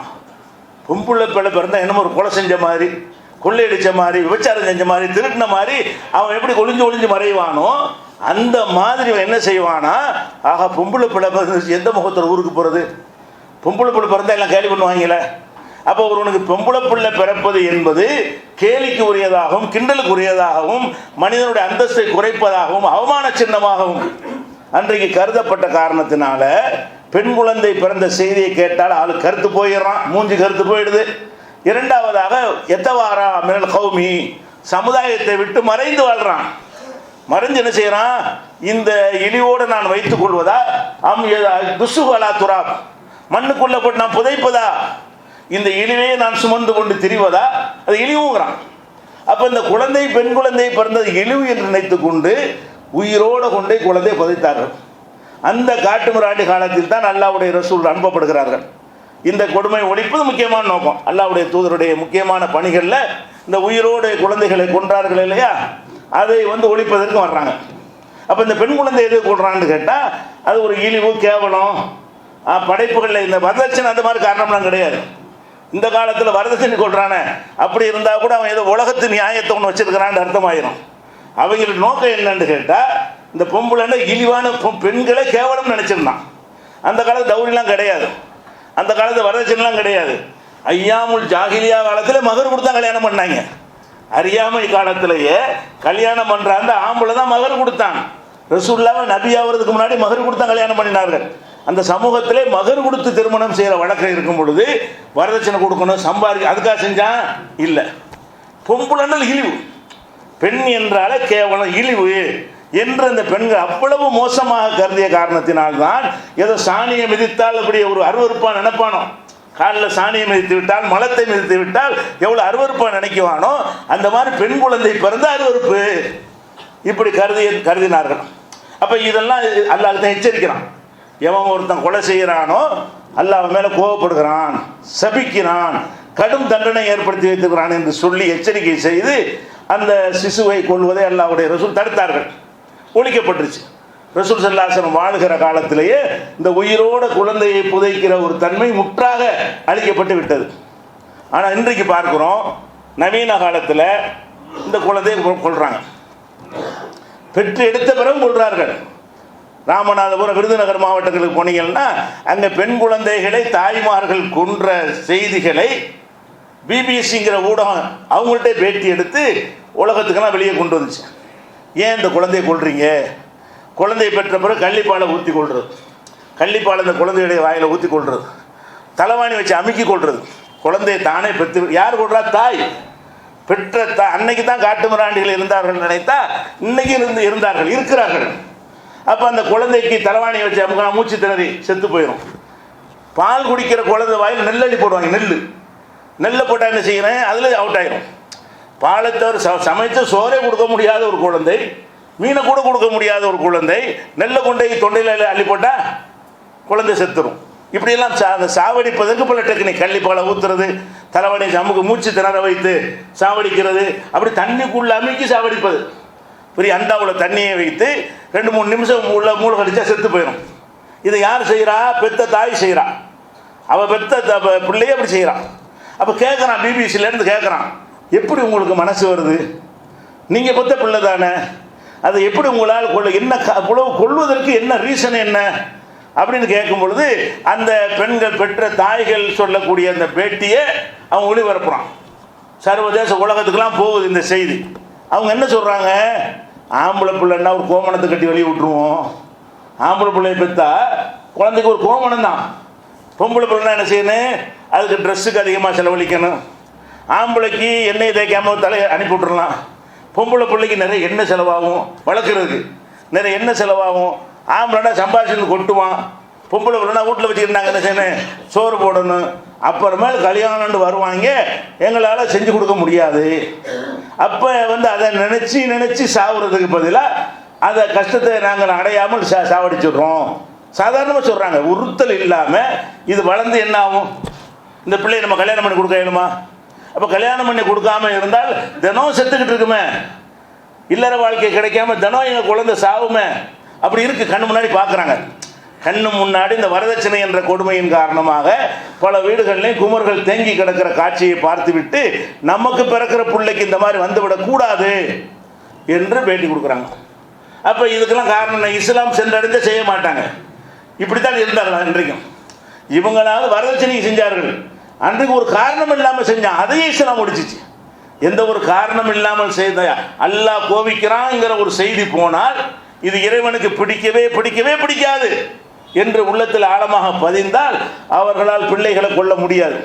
அப்போ இது இன்றைக்கும் இருந்து கொண்டு ஒழிக்கப்படலை, இன்னமும் இருக்குது, இப்போவும் இருக்கிறது. விருதுநகர், ராஜபாளையம் போன்ற பகுதிகளில் இன்றைக்கும் இருந்து கொண்டிருக்கிறதாக என்ன செய்கிறான், ஊடகங்கள் வழியாக நமக்கு தெரிய வருகிறது. அப்போ இது பெரிய குற்றங்கள் விளைவிக்கிறது, செஞ்சிடக்கூடாது. அடுத்து என்ன செய்கிறாங்கன்னு கேட்டால், நம்ம நவீன காலத்தில் கருவில் ஸ்கேன் பண்ணி பார்க்குறது, ஸ்கேன் பண்ணி பார்த்து ஆஹா நம்ம குழந்தை பொம்பளை பிள்ளையாவில் இருக்குது, முதல்ல கண்டுபிடிக்க இயலாது. பெற்ற பிறகு தான் பொம்பளை பிள்ளை ஆம்பளை பிள்ளைன்னு தெரியும். ஆம்பளை பிள்ளைன்னு கனவு எதிர்பார்த்துக்கிட்டே இருப்பான். ஆம்பளை பிள்ளை பிறந்தா வச்சுக்கிடுவான், பொம்பளை பிள்ளை பிறந்தா கொண்டு போய் பதிச்சு கொண்டுருவான். அது அன்றைக்கு உள்ளது. இன்றைக்கு நவீன காலத்தில் என்ன, குழந்தை உருவாகி வளர்ந்து அது பொம்பளை பிள்ளை தான் என்று தெரிய வரும் பொழுது பெத்துட்டு கொள்வது ரொம்ப கஷ்டமாக இருக்கும். அதுக்கு என்ன செய்யற, பெறாமல் கொண்டு விட்டா வயிற்றுக்குள்ளே வச்சே கொண்டு விடுறது, சாவடித்து அறுத்து வெளியே எடுக்கிறது, களைச்சி எடுக்கிறது, துண்டுதுன்னா சதையாக பிச்சு எடுப்பார்கள். தங்களுடைய கருவில் வைத்து இந்த குழந்தை என்ன செய்கிறது, எதனால, பெண் குழந்தைங்கிற காரணத்தினால், பெண் குழந்தை உருவாகி விட்டது என்கிற காரணத்தினாலும் இன்றைக்கு நவீன காலத்தில் கொலை செய்கிறார்கள். எந்த அளவுக்கு நிலைமை ஏற்பட்டது என்று சொன்னால், நாடாளுமன்றத்தில் விவாதிக்கப்படுகிறது. 1-2 நடந்தால் விவாதிக்க மாட்டார்கள். நாடு பூரா பரவலாக நடந்தால் தான் விவாதிப்பார்கள். சட்டம் கொண்டு வருவார்கள். சட்டம் கொண்டு வந்தார்கள். என்ன சட்டம்? அதாவது கருவில் உள்ள குழந்தை ஆனா பண்ணான்னு சொல்லக்கூடாது, சொன்னால் டாக்டருக்கு தண்டனை. கருவில் உள்ள ஸ்கேன் பண்ணுற இடமா இருந்தாலும் சரி, மருத்துவர்களாக இருந்தாலும் சரி, அவங்க ஸ்கேன் பண்ணி குழந்தையோட எல்லா விஷயத்தையும் சொல்லுங்க, பாலினத்தை சொல்லக்கூடாது. அது அவர்கள் ரகசியமாக வைத்துக் கொள்ள வேண்டும். டாக்டர்கள் என்ன செய்யணும், ரகசியமாக வைத்துக் கொள்ள வேண்டும். ஸ்கேன் பண்ணுற இடங்கள்லேருந்து இதை சொல்லி விட்டார்கள் என்று சொன்னால் அவ்வளவுதான், அவங்களுடைய தொழில் ரத்தாயிரும், டாக்டர் தொழில் ரத்தாகி போயிடும். அப்போ ஏன் இந்த நிலையை எடுத்தான்? இப்படி மனிதனை இருந்தனால எடுத்தான். எதனால இந்த சட்டம் எடுக்கிறான்? அப்போ தன் குழந்தை பெண்ணா என்று தெரிந்து விட்டால் கொல்லக்கூடியவர்கள் அதிகமாக இருக்கிறார்கள். இது 1-2 இல்லை. பெண் குழந்தைன்னா கொன்றே தீரணுங்கிற ஒரு நிலையில் என்ன செய்கிறார்கள், வெளியே தெரியாமையே, பெறாமலேயே, பெற்று எடுக்காமலே கொலை செய்யக்கூடிய இருந்ததுனால தான் குழந்தைகளை ஸ்கேன் பண்ணி, வயிற்றில் உள்ள குழந்தை ஸ்கேன் பண்ணி பார்க்கும் பொழுது ஆனா பெண்ணாண்டு தெரிகிற விஷயத்தை சொல்லிடாதீங்க, ஆரோக்கியமாக இருக்குது, நல்லா இருக்குது, சோகப்பிரசமாகும், அதெல்லாம் சொல்லுங்க. அதில் கிரிட்டிக்கலாக இருக்குது வேற ஏதாவது அதை சொல்லுங்க. இது ஒன்று மட்டும் மறைச்சிடணும், சொல்லவே. இப்போ சட்டம், இன்னைக்கு உள்ள சட்டம் என்னது, அதான் குழந்தைகளுக்கு எந்த டாக்டராக சொல்லிட்டான்னு தெரிஞ்சால் நம்ம கம்ப்ளைண்ட் பண்ணால் அவர் டாக்டர் தொழில் பண்ண முடியாது, எல்லாது லைசன்ஸ் ரத்தாயிரும். அப்போ ஏன் இந்த சட்டத்தை நீங்கள் பார்க்கறதுக்கு இல்லை, இந்த சட்டம் கொண்டு வந்தது காரணம் என்ன? தன் குழந்தையை தானே கொள்வது பெரிய விஷயமா இவனுக்கு தெரியவில்லை. அவன் முஸ்லீம் இதை செய்ய முடியாது. ஒரு முஸ்லீம் வயிற்றில் பெண் குழந்தை உண்டாகிவிட்டது என்பதற்காக செய்யணும்னு நினைத்தால் இந்த வசனம் அவனுக்கு எச்சரிக்கும். எந்த வசனம்? ஒரு உயிரை கொள்வது அல்லாஹ்வுக்கு கடும் கோபத்தை தரும், சபிக்கிறான், நிரந்தர நரகத்தில் கொண்டு சேர்த்து விடும், அவ்வளோ பெரிய பாவம் என்ற ஒரு போதனை யாருக்கெல்லாம் உள்ளத்தில் இருக்கிறதோ அவர்கள் செஞ்சு இல்லாமல் வீணா போயிருமா. நிரந்தர நரகமுக்கு அர்த்தம் என்ன? நிரந்தர நரகம்னு சொன்னால் கடைசி வரைக்கும் நரகம் தான் சொன்னால் உங்கள் தொழுகைக்கு பரிசு இல்லை, உங்கள் நோம்புக்கு பரிசு இல்லை, நீங்கள் செஞ்ச தான தர்மத்துக்கு கூலி இல்லை, ஒன்றுக்குமே ஒன்றும் கிடைக்காது. அப்போ நம்மளோட எல்லா அமலும் நாசமாகிவிடும் என்கிற ஒரு பெரிய குற்றம் என்பதை விளங்கி கொண்டு ஃபஸ்ட்டு எங்கேருந்து வரணும், இந்த கருவில் குழந்தைகளை கொள்ளக்கூடிய ஒரு தன்மை இருக்குமே, ஆனால் அதை முற்றாக ஒழிச்சிடணும். அதே இதற்குரிய எல்லாம் அல்ல அல்லாஹு ஜல்ல ஷானஹு தஆலாவின் நல்லடியார்களே, அல்லாஹுடைய அழகிய பண்புகள் என்ற இந்த தொடர் ஜும்மா உரையில் அவன் அருளாளன் என்ற பண்புக்குரியவனாக இருப்பது போல கோபக்காரன் என்ற பண்புக்குரியவனாகவும் அல்லாஹ் இருக்கிறான் என்பது குறித்து நம்ம அறிந்து வருகிறோம். அல்லாஹ் கோபக்காரன் என்று சொன்னால் சில குற்றங்களுக்கு, சில பாவங்களுக்கு அவன் மன்னிப்பு கொடுக்க தயாராக இல்லை. சில பாவங்களை செய்த நிலையில் மரணிப்பார்களேயானால் அவர்கள் நாடினால் மன்னிப்பான் என்ற அந்த கருணை வாசலை அவர்களுக்கு அடைத்து விடுகிறான் என்பதை பார்த்தோம். அதில் முக்கியமானது அல்லாஹ்வுக்கு இணை கற்பித்தல், அல்லாஹ்வை நிராகரித்தல். இரண்டாவதாக உயிர் கொலை செய்தல் என்பது அல்லாஹ்வுக்கு கடுமையான கோபத்தை ஏற்படுத்தக்கூடியது. இந்த கொலை செய்பவர்களுக்கும் அல்லாஹ் நிரந்தர நரகத்தை ஏற்படுத்துகிறான் என்ற தொடரில் நம்முடைய பிள்ளைகளை நாமே கொலை செய்வது பல வகை இருக்கிறது. நம்முடைய பிள்ளைகளை நம்ம கொலை செய்வது, நம்மை நாமே கொலை செய்வது, பிறரை கொலை செய்வது, இப்படி பல வகையான கொலைகள் இருக்கிறது. நம்முடைய குழந்தைகளை கொள்வது பற்றி மார்க்கம் என்ன சொல்கிறது என்பதை சென்ற வாரம் பார்த்துட்டோம். அதுவும் நிரந்தர நரகத்தில் சேர்த்துவிடும். அடுத்ததாக ஒரு மனிதன் தற்கொலை செய்கிறான், தன்னைத்தானே என்ன செய்கிறான், கொலை செய்து கொள்கிறான். இதை நம்ம மேலோட்டமாக பார்த்தோம் என்று சொன்னால் அவன் தற்கொலை செய்வது யாரையும் பாதிக்காது. கொலை செய்கிறது என்பது ஒரு உயிரை எடுக்கிறோம், வேற ஒருத்தன் சம்பந்தப்பட்ட ஒரு விஷயம். குழந்தையை கொன்றால் கூட அது கூட வேற ஒரு உயிர் தான். வேற ஒரு உயிரை கொள்வது என்கிற ஒரு விஷயம் அதில் இருக்கிறது. தற்கொலை என்பது அவன் உயிர், அவன்கிட்ட இருக்கிற உயிரை அவன் எடுத்துக்கொள்வது என்பது பிறருக்கு செய்கிற அநீதியில கூட வராது. ஆனாலும் அல்லாஹ் இந்த தற்கொலை கடுமையான விஷயமாக அல்லாஹ் பார்க்கிறான். இஸ்லாம் மார்க்கத்தில் தற்கொலைங்கிற ஒரு முடிவை எடுப்பானேயானால் அவன் நிரந்தர நரகத்திற்கு போய் விடுவான், அவன் இஸ்லாத்தை விட்டு வெளியேறி விடுவான் என்கிற அளவுக்கு அல்லாஹ் அதில் கடும் நிலைப்பாட்டை எடுத்திருக்கிறான். இந்த தற்கொலையை பொறுத்த வரைக்கும் அதில் சில நியாயங்கள் கூட இருக்கும். சும்மா போய் ஒருத்தன் தற்கொலை செய்ய மாட்டான். அவனுக்கு ஏற்பட்டிருக்கிற கஷ்டம், வறுமை, அல்லது யாராவது குடும்பத்தில் ஒருத்தங்க இறந்து போகிறது, அவன் சந்திக்கிற டார்ச்சர்கள், அவமானங்கள், அவனுக்கு ஏற்படுற தொல்லைகள், தீராத நோய்கள், தாங்க முடியாத நோய்கள், இது மாதிரியான பல காரணங்களுக்கு தான் ஒருத்தர் போய் தற்கொலை செய்வான். அதுக்கு ஒரு ரீசன் இருந்தால் நல்லா ஒத்துக்க மாட்டாங்களாம். தற்கொலை செய்வதற்கு சும்மா சந்தோஷமாக இருக்கும்போது யாரும் தற்கொலை செய்ய மாட்டான். அவனுக்கு ஒரு பிரச்சனை வரக்கூடிய நேரத்தில் தான் அது நமக்கு தாங்க முடியலையே என்ற ஒரு நேரத்தில் தற்கொலை என்கிற முடிவுக்கு வருகிறான். அப்படின்னு ஒரு நியாயம் இருந்தால் கூட அல்லாஹ் ஒத்துக்கிற மாட்டான். தற்கொலை செய்தால் எந்த மாதிரி காரணத்திற்காக நீ தற்கொலை செய்தாலும் அது மன்னிக்க முடியாத ஒரு குற்றம் என்று இந்த தற்கொலையும் அந்த லிஸ்ட்ல அல்லாஹ் வைக்கிறான். இன்னும் சொல்ல போனால் ஒரு மனிதன் எந்த பாவத்தை செய்தாலும் அவன் அதிலிருந்து திருந்தி கொள்வதற்கு வாய்ப்பு திறந்திருக்கும். நீங்க திருடுறீங்க, அடுத்த நாளைக்கு திருந்திடலாம். வேற ஒருத்தனே கொலை செய்யறீங்க, அது கூட அல்லாஹ் என்ன செய்யலாம், திருந்தி வாழும் பொழுது தௌபா செய்வதற்கான வாசல் திறக்கப்பட்டிருக்கிறது. விபச்சாரம் செய்கிறான், அதுக்கு திருந்தி கொள்ளலாம். இப்படி மனிதர் சம்பந்தப்படாத விஷயங்களாக இருக்குமே ஆனால் அதை திருந்தி கொள்ளலாம். மனிதர்கள் சம்பந்தப்பட்ட விஷயமாக இருந்தால் அவன்கிட்ட மன்னிப்பு கேட்டு பரிகாரம் செய்து கொள்ளலாம். இப்படி அந்த வாசல் திறக்கப்பட்டிருக்கிறது. தற்கொலையை பொறுத்தவரைக்கும் என்னதான் அதான் கடைசி செயல். இந்த தற்கொலை செஞ்சது இப்போ மன்னிப்பு கேட்பாங்க. கொலை செஞ்சால் கூட வாழ்றான், கொஞ்ச நாளைக்கு மன்னிப்பு கேட்டுக்கிறவான். வேறு வேறு எந்த தப்பு செஞ்சாலும் அதற்கு பிறகு அவன் உலகத்தில் வாழும் பொழுது அந்த வாய்ப்பில் அல்லாஹ் நாடினால் அவன் மன்னிப்பு கேட்கிற ஒரு சான்ஸ் கிடைக்கிறது. இந்த தற்கொலைன்னு ஒருத்தன் எடுத்துட்டான் என்று சொன்னால் அவங்க மன்னிப்பு கேட்க வாய்ப்பு இருக்குமா? அதான கடைசி செயல். அந்த செயலுக்கு அப்புறம் தான் போயிடுறானே, அவன் உயிரோடு இருக்க மாட்டானே. அப்போ கடைசி செயலாக இந்த தற்கொலை இருக்கிறதுனால இந்த மன்னிப்பு கேட்டுருவோம், செஞ்ச தவறுக்காக வருந்துவோம் என்கிற வாய்ப்பு கூட முழுசாக அடைக்கப்பட்டது. இருக்கிற குற்றங்கள்லேயே இந்த மன்னிப்பின் வாசல் அடைக்கப்படுற ஒரே குற்றம் தற்கொலை தான். அந்த குற்றத்துக்கு யாரெல்லாம் தெரியாமல் செஞ்சுட்டேன் கேட்க முடியும், போய் சேர்ந்துருவோம். தெரியாமல் செய்து விட்டேன் மன்னித்து விடு என்று கேட்டு வாழ்வன் தான் கேட்க முடியும், செத்தவன் கேட்க முடியாது.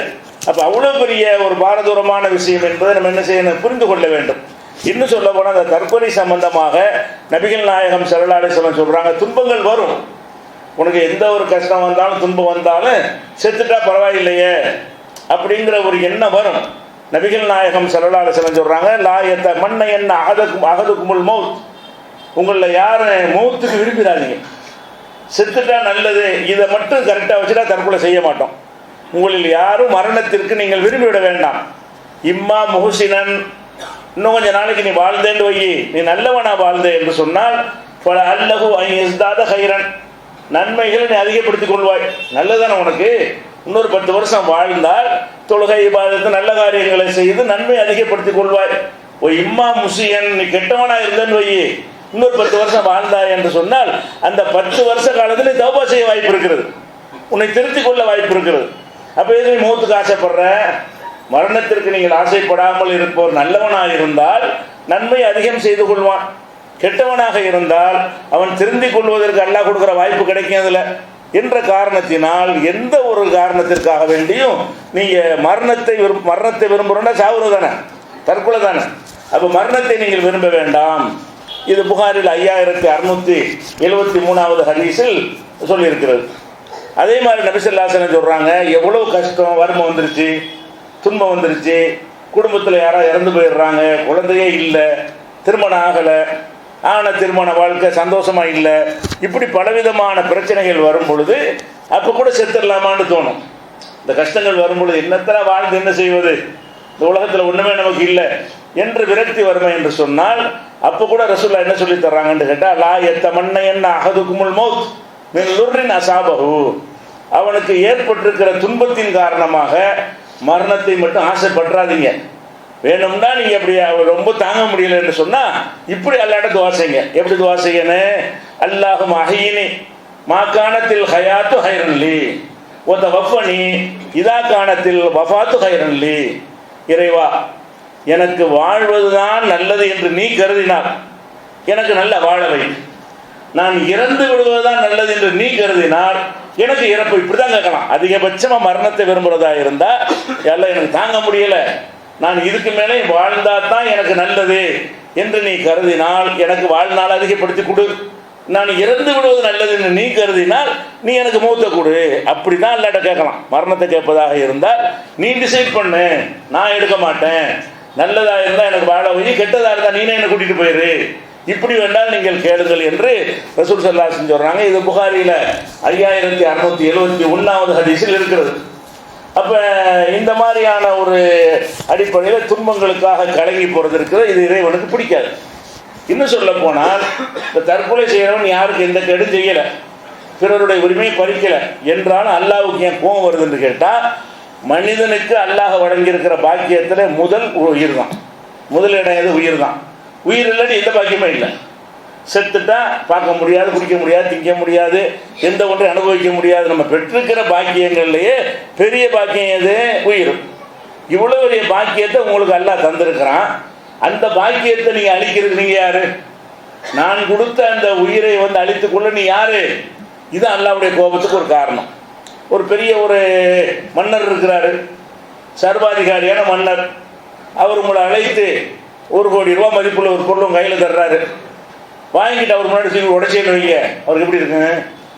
உங்கள் பொருள் இல்லை தான், அவர் தான் கொடுத்தாரு. அதை உடைச்சி என்று சொன்னால் அந்த மனித அந்த கொடுத்த மன்னர் இருக்கார்ல, அவர் எந்த நிலைக்கு வருவார்? உங்களை கொள்ளணுங்கிற நிலைக்கு வருவார். ஒரு பொருளை உங்களுக்கு அல்லாஹ் அன்பளிப்பாக தந்திருக்கிறாங்க. இதை விட இந்த 1 கோடியை விட பல ஆயிரம் கோடியை விட சிறந்தது உயிர்.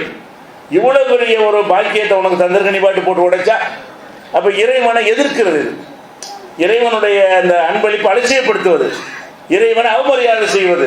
இதனால தான் அல்லாஹ்வுக்கு என்ன செய்ய, நான் கொடுத்த உயிரை எடுக்க நீ யாரா? உயிரை கொடுத்த நான் சில கஷ்டங்களை கொடுப்பேன், கஷ்டத்தையும் உயிரையும் கம்பேர் பண்ணி பார்த்தா உயிருக்கு ஈடாகுமா? எந்த கஷ்டமாவது விலகாமல் இருக்குதா? எந்த இன்பமாவது நிலைத்து இருக்கிறதா? நீங்கள் எவ்வளோ பெரிய இன்பத்தை அடைஞ்சால் நிலையா இருக்காது, மாறி மாறி தான் வரும். துன்பங்கள் வரும், துன்பத்திலேயே ஒரு தந்துட்டு இருக்கிறான். எவனாச்சு துன்பம் வந்தால் மறுபடியும் மாறும். வெயிட் பண்ணணும், நீ காத்திருக்கணும், அல்லாஹ் எடுத்து துவா செய்யணும், அது மாறுவதற்கு உழைக்கணும், பாடுபடணும். இந்த நிலை எடுக்கணுமே தவிர எனக்கு தாங்க முடியல சாகுறேன், இந்த மாதிரி வயிற்று வலிக்கெல்லாம் சாகுறார்கள் பார்க்குறோம். வயிற்று வலி தாங்காத வயிற்று வலி என்பது வயிற்று வலிக்கு சிகிச்சை இல்லையா? வயிற்று வலிக்கு மருத்துவம் கிடையாதா? அது நிரந்தரமாக இருந்துக்கிட்டே இருக்குமா? அப்படி போனால் தான் அது அந்த நோயில் போனால் பிரச்சனை இல்லை. நம்ம மாய்த்து கொள்வதற்கு அல்லாஹ் என்ன செய்யலை, அனுமதிக்கலை. இதில் எந்த மாதிரியான கண்டனங்கள்லாம் வருதுன்னு கேட்டால், நபிகள் நாயகம் ஸல்லல்லாஹு அலைஹி வஸல்லம் சொல்கிறாங்க, இந்த தற்கொலை செஞ்சவனுக்கு என்ன கிடைக்கும், இந்த அச்சத்தை உள்ளத்தில் வச்சுக்கிட்டோம்னு சொன்னால் தற்கொலை செய்ய மாட்டோம். இந்த உலகத்திலே ஆய்வு செய்கிறாங்க, முஸ்லீம்கள் தான் கம்மியாக தற்கொலை செய்கிறாங்கன்னு. உலகம் பூரா உள்ள எல்லா நாடுகள்லையும் தற்கொலை செய்பவர்களுடைய பட்டியலை எடுத்து ஆய்வு செய்வார்களே, ஆனால் எல்லா சமுதாயங்கள்லையும் அவங்க சதவீதத்துக்கு மேலே சாகுறாங்க. முஸ்லீம்களில் கம்மியாக சாகுறாங்க. காரணம் என்னென்னா, அவங்களுக்கு இந்த மத நம்பிக்கை தான். தற்கொலைங்கிறது ஒரு பெரிய குற்றம் என்பது அவங்களுக்கு சொல்லப்பட்டிருக்குது. அதே மாதிரி சில பேர் ஆகுறாங்கன்னு அந்த செய்தி சொல்லப்படலை.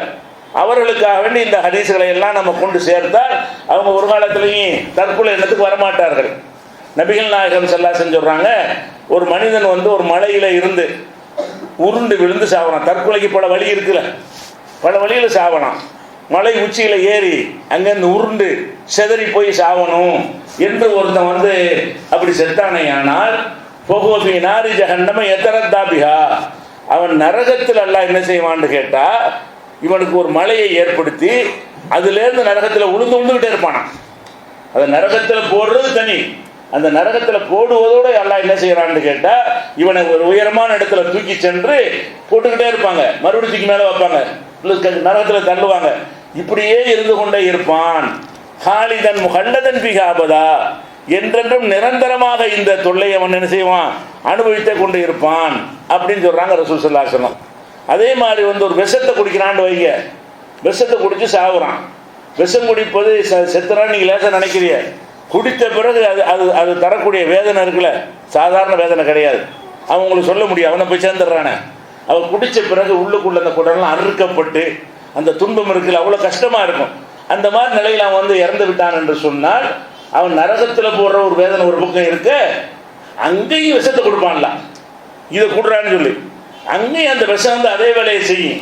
நரகத்திலையும் கிடந்து கொண்டு விஷத்தை குடித்து குடித்து குடித்து என்ன செய்யறான்ல, அதை வந்து அந்த வேதனை தொடர்ந்து கொடுத்து கொண்டே இருப்பான்.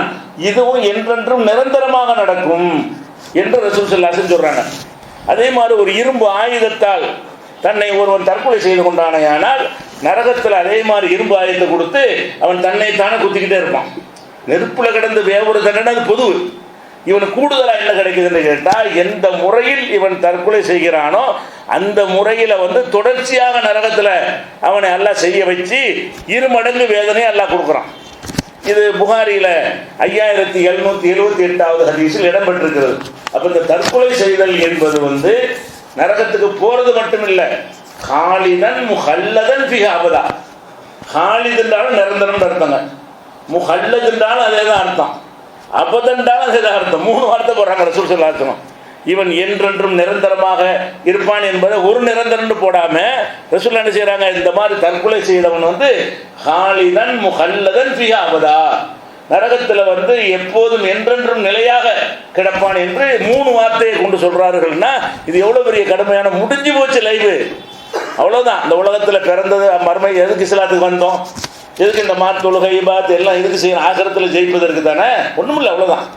எல்லாம் போய்விடும். காலிதன் முஹல்லதன் சொன்னால் உங்களுடைய தொழுகைக்கு அங்கே மார்க் கிடையாது, நோம்புக்கு மதிப்பு இல்லை, எவ்வளோ தான தர்மங்கள்லாம் செஞ்சிருப்பீங்க, ஒன்றுமில்லாமல் போயிடும். இந்த தற்கொலைங்கிற ஒரு எண்ணம் வந்தால் என்ன வரணும், மறுமை பாழாகிவிட்டது, நம்ம இத்தனை வருஷமாக உழைத்த அமல்கள் எல்லாம் வீணாகிவிட்டதுன்ற ஒரு எண்ணத்தை நம்ம உள்ளத்தில் விதைத்து கொண்டே இருந்தோமையானால் என்ன துன்பம் வந்தாலும் அந்த தற்கொலைங்கிற ஒரு முடிவுக்கு நம்ம வரமாட்டோம். சாதாரண விஷயம், குற்றம் இது, நம்ம உயிர் தான் நம்ம எடுக்கிறோம், எடுத்து விட முடியாது. அதே மாதிரி வந்து ரசூல் ஸல்லல்லாஹு அலைஹி வஸல்லம் சொல்றாங்க, ஒரு மனிதருக்கு காயம் இருந்தது, தாங்க முடியாத வேதனை, காயம் ஏற்பட்டு தாங்க முடியாத வேதனை ஏற்படுகிறது. அப்போ என்னடா இவ்வளோ கஷ்டமாக இருக்குன்னு தன்னைத்தானே நிறுத்திட்டாரு, அவர் கழுத்தை அறுத்து கொண்டு ஏதோ ஒரு வகையில் செத்துட்டார். அப்போ அல்லாஹ் சொல்கிறானா, பாதரணி அபதி பி நப்சிஹி, என் அடியான் வந்து அவன் தன் உயிரை மாய்ப்பதில் அவசரப்பட்டு விட்டான், என்னை முந்தி விட்டான், நான் தான் அந்த உயிரை எடுக்கணும், அவன் உயிரை வாங்கிறது ஏன் வேலையாக இருக்க இவன் முந்தி விட்டான் நிந்தி விட்டான் என்ற காரணத்தினால் ஹர்ரம்து அலைஹில் ஜன்னா, இவனுக்கு சொர்க்கத்தை நான் ஹராமாக்கிட்டேன்.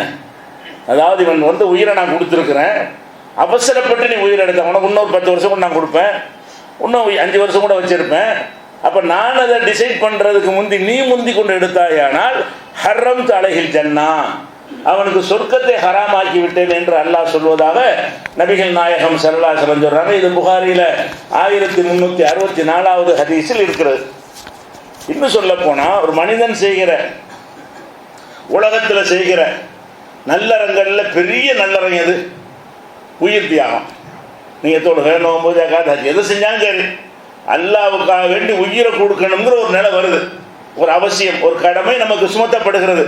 அந்த நேரத்தில் அந்த களத்தில் இறங்கி போராடி நம்ம என்ன செய்கிறோம், ஜெயிக்கிறோம் இல்லை சாகணும், அதில் நம்ம உயிர் தியாகம் பண்ணி விடுகிறோம். ஷஹீத், இதுக்கு பேர் என்ன, ஷஹீத், உயிர் தியாகி.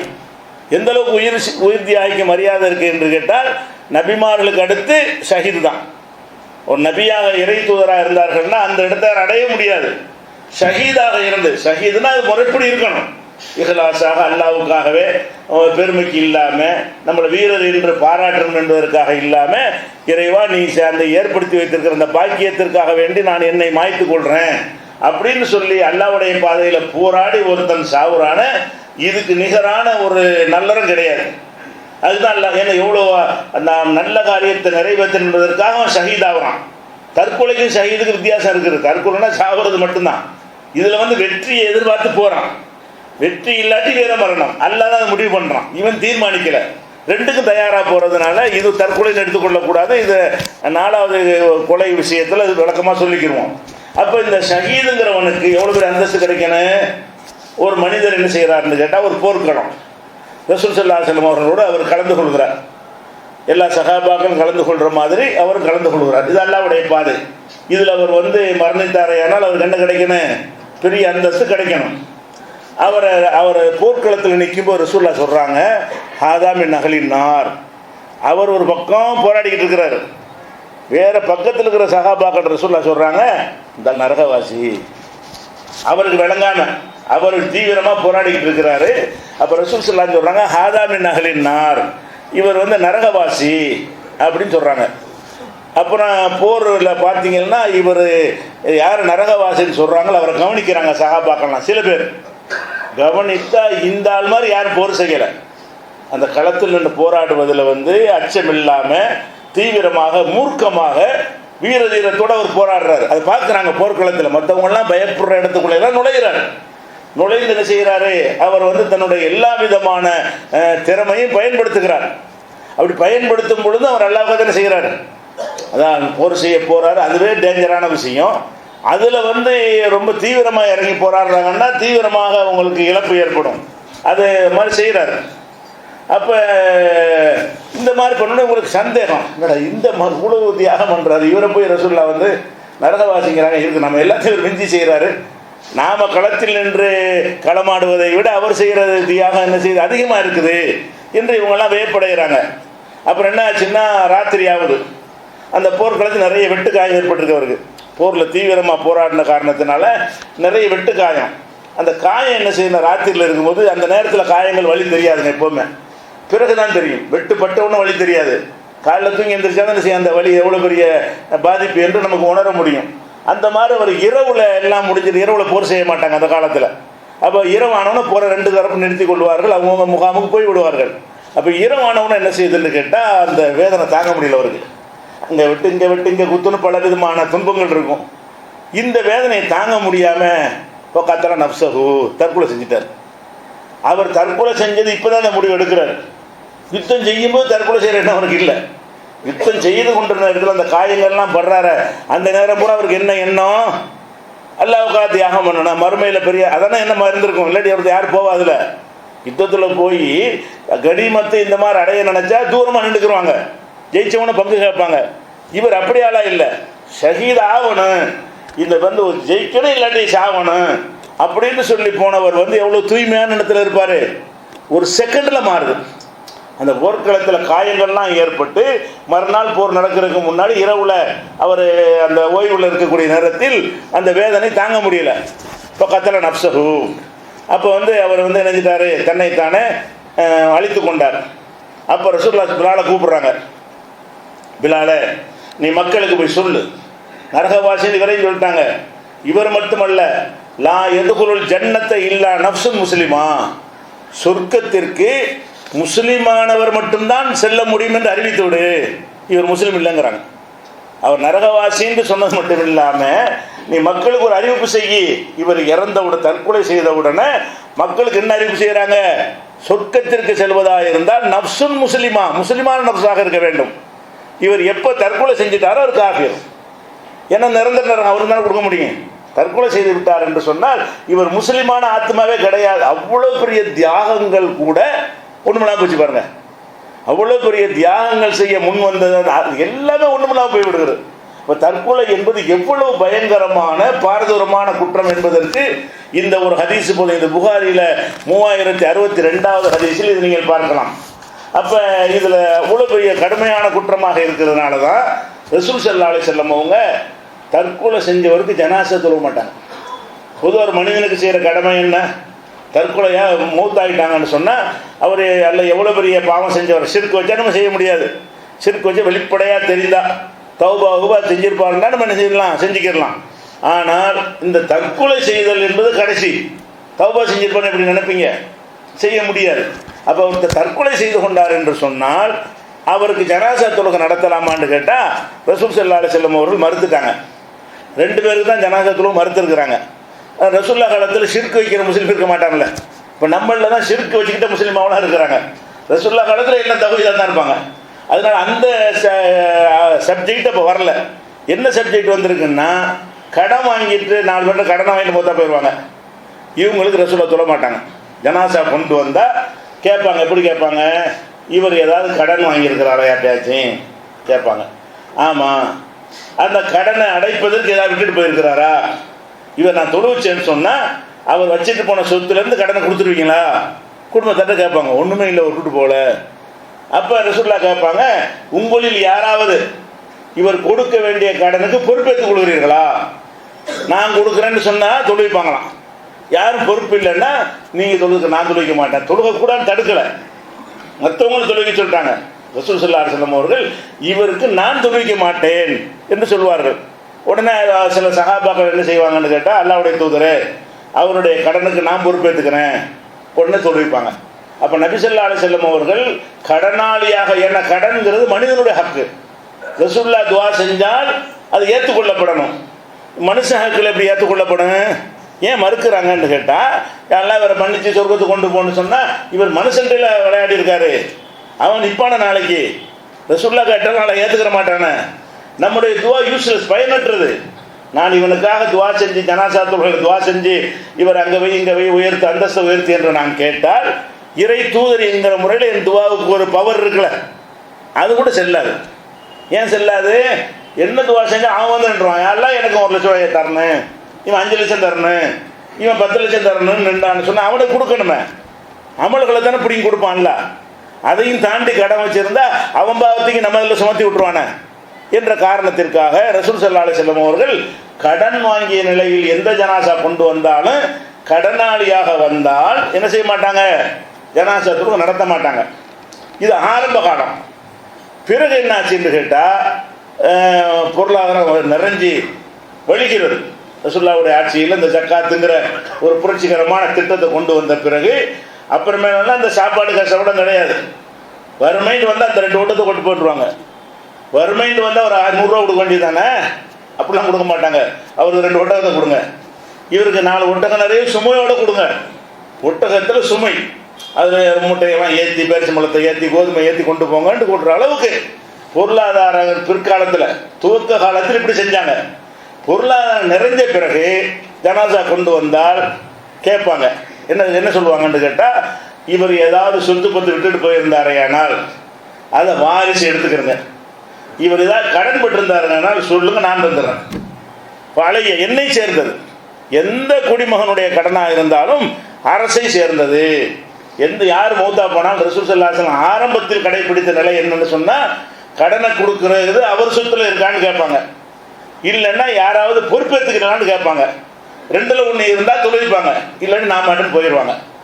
அதே நேரத்தில் பிறகு என்ன ஆச்சுன்னு கேட்டால், அல்ல நிறைய செல்வங்கள்லாம் கொடுத்த உடனே அவர் என்ன செல்வத்தை விட்டு சென்றாலும் சரி, அதை கடனுக்கெல்லாம் நீங்கள் அடைக்காதீங்க, அவங்க சொந்தக்காரங்க எடுத்துக்கிட்டேன், புள்ள குட்டிலாம் விட்டுட்டு போயிடுவார், மனைவி மக்கள்லாம் இருப்பாங்க, அவர் என்ன சொத்தை விட்டுட்டு போயிருந்தாலும் போலி அகலிகி, அவன் குடும்பத்தை சேர்ந்தது. கடன் என்ன விட்டுருக்கார் சொல்லுங்க, அது அலைய, அது என்னை சேர்ந்தது. அத்தனை பேர் உலகத்தில் இப்படியான ஒரு பொருளாதாரத்தை எவனும் பார்த்தது கிடையாது. நாட்டு மக்கள் அத்தனை பேருடைய கடனையும் ஒரு அரசு சுமக்குமா? யார் செத்தாலும் கடன் ரசூலுல்லாஹ் பொறுப்பு தான். நான் ஒரு நாட்டு தலைவனாக இருக்குன்னு கேட்டால் மக்கள் மேலே கடனை சுமத்துவாங்க. ரசூல் ஸல்லல்லாஹு அலைஹி வஸல்லம் செய்கிறாங்க, நீங்கள் உங்கள் தேவை கடன் வாங்கி கொடுக்க முடியாமல் மௌத்தா போயிட்டீங்கன்னா நான் தர்றேன், இவர் உனக்கு யார் யாருக்கு தர்றேன், என்னவா என்னிடத்துல வாங்கிட்டு போ. என்னிடத்துல சொந்த காசு இல்லை, பைத்துல் மால் தான். பைத்துல் மாலில் இருக்க போய் தானே கொடுக்குறாங்க, அதை திரட்டுற அளவுக்கு ஒரு நிர்வாக சீரமைப்பு திட்டமெல்லாம் இருக்க போய் தானே கொடுக்குறாங்க. இப்படி செய்வாங்க ரசூல் ஸல்லல்லாஹு அலைஹி வஸல்லம். எதுக்கு? கடனுக்கு. தற்கொலை செஞ்சவனுக்கு அதுவும் கிடையாது. நானும் தொழுவிக்க நான் தொழுவிக்க, நீங்கள் தொழுவிங்கன்னு சொல்ல மாட்டாங்க.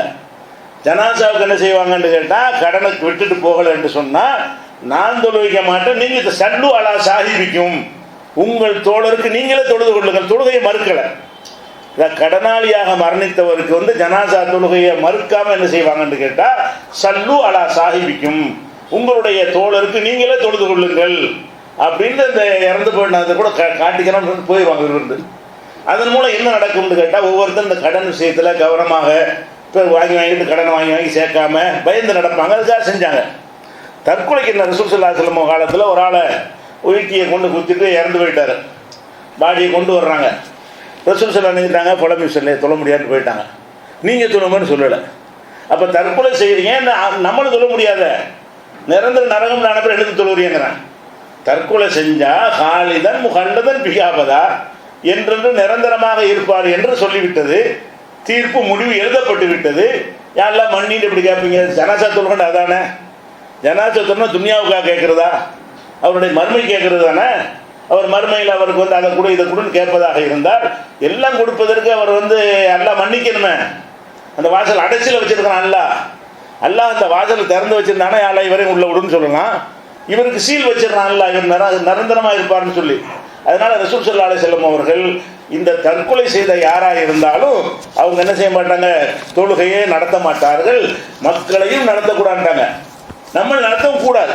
ஏன் அவ்வளோ தெளிவாக வந்துச்சுல, முஸ்லீம் இல்லைன்ட்டாங்க. எந்த அளவுக்கு சொல்லிட்டாங்க, முஸ்லீமான அந்த தற்கொலை செஞ்சவரை பார்த்துட்டு தான் சொல்கிறாங்க, முஸ்லீமு தான் சொர்க்கத்துக்கு போவான், இவர் போக மாட்டார், என் அடியான் தன் விஷயத்தில் அவசரப்பட்டு விட்டான், ஹர்ரம் தலையில் ஜன்னான்னு அல்லாஹ் சொல்றவதாக ரசூலுல்லாஹ் சொல்கிறாங்க. சொர்க்க ஹராம், முஸ்லீம் இல்லை. இதெல்லாம் வச்சு பார்க்கக்கூடிய நிரந்தரமாக இருப்பான். இவ்வளவு பெரிய விஷயம் இருக்குது என்பதை ஒவ்வொருத்தரும் வீடுகளில் எல்லாத்துக்கும் சொல்லிக் கொடுக்கணும். இளைஞர்களாக பொதுவாக இளைஞர்கள்ட்ட தான் இந்த தன்மைகள்லாம் இருக்கிறது. குறிப்பாக பெண்கள் ஏதாவது தப்பு தான் நடந்துட்டாங்கன்னு வைங்களேன், தெரிஞ்சுட்டா என்ன செய்யணும், தற்கொலை பண்ணிடுவாங்க. நீ செஞ்ச தப்போட தற்கொலை பெரிய தப்பு. நீ செஞ்சது தப்பு தான் நடந்தோம்னு சொன்னால் தப்பு தான், தற்கொலை அதை விட பெரிய தப்புல. அப்போ எந்த ஒரு கட்டத்திலும் எவ்வளோ பெரிய விஷயங்கள் நடந்தாலும் சரி, தற்கொலை மட்டும் செஞ்சிடாத என்று சொல்லி அந்த குழந்தைகளுக்கு நம்ம வளர்க்குற பிள்ளைகள் இளைஞர்கள்ட்ட அந்த நோய் ரொம்ப இருக்கிறது. ஆண்கள்கிட்டையும் பெண்கள்கிட்டையும் இருக்கிறது. வயசான கிழவன் தற்கொலை நீ பார்க்க மாட்டீங்க, ரொம்ப குறைவாக இருக்கும். நடுத்தர வயசில் உள்ள இளைஞர்களாக உள்ளவர்கள் தான் இந்த முடிவுக்கு வர்றாங்க. அப்போ அந்த மாதிரி இருக்கிறதுனால இந்த மாதிரி ஹதீஸ்களை எல்லாம் வைத்து நம்ம வளர்க்கணும் பிள்ளைகளை. இது ஆழமாக பதிஞ்சிருந்தால் எந்த ஒரு கட்டத்திலையும் எவ்வளோ துடிக்க வேதனையில் இருந்தாலும் சரிதான், தற்கொலைங்கிற முடிவுக்கு வராமல் சபர் செஞ்சுக்கிறோம். அது மறுமையில் கூலி பெற்று தரக்கூடியதாக மாறிவிடும். ரசூல் ஸல்லல்லாஹு அலைஹி வஸல்லம் இறுதியாக சொல்கிறாங்க, அல் கபாயிரு, பெரும் பாவங்கள்னு ஒரு பட்டியல் போடுறாங்க. பெரும்பாவங்கள் போடும்போது அல் இஷ்ராக்கு பில்லாஹ், ஒன்று அல்லாஹ்வுக்கு இணை கற்பித்தல், நமக்கு தெரிஞ்ச விஷயம். ரெண்டாவது உக்கூக்குல் வாலிதைனி, பெற்றோருக்கு தொல்லை கொடுப்பது, தாய் தந்தையருக்கு அது பிறகு சொல்லுவோம் தனியாக தொல்லை கொடுப்பது. மூணாவது கத்லு நஃப்ஸி, மூணாவது இடத்துல வைக்கிறாங்க தற்கொலை செய்கிறது, தன்னைத்தானே கொலை செய்து கொள்வது. பெரும் பாவத்தில் ஷிர்க்கு, பெற்றோருக்கு தொல்லை தருவது, அடுத்தபடியாக தன்னைத்தானே மாய்த்து கொள்வது என்பதை பெரும் பாவங்களில் ரசூல் ஸல்லல்லாஹு அலைஹி வஸல்லம் அவர்கள் சேர்த்திருக்கிறார்கள். இது அல்லாஹ்வுடைய கோப பார்வை. எதன் மீது அல்லாஹ் மன்னிப்பு கொடுக்க மாட்டானோ, மற்ற விஷயங்களுக்கு அந்த திருந்தி கொண்டால் கூட மன்னிப்பு இருக்குங்கிறோம்ல, அதுவும் அடைக்கப்பட்டு இவ்வளோ பெரிய கோபத்துக்குரிய விஷயமாக இருக்கிறது. இதில் ரொம்ப கவனமாகவும் இதை மனசில் பதிய வைத்து கொண்டு நடக்க வேண்டும். அல்லாஹ் ரப்புல் ஆலமீன் இதை உணர்ந்து நடக்கக்கூடிய நன்மக்களாக நம்ம ஆக்கி அருள்வானாக. அஸ்ஸலாமு அலைக்கும்.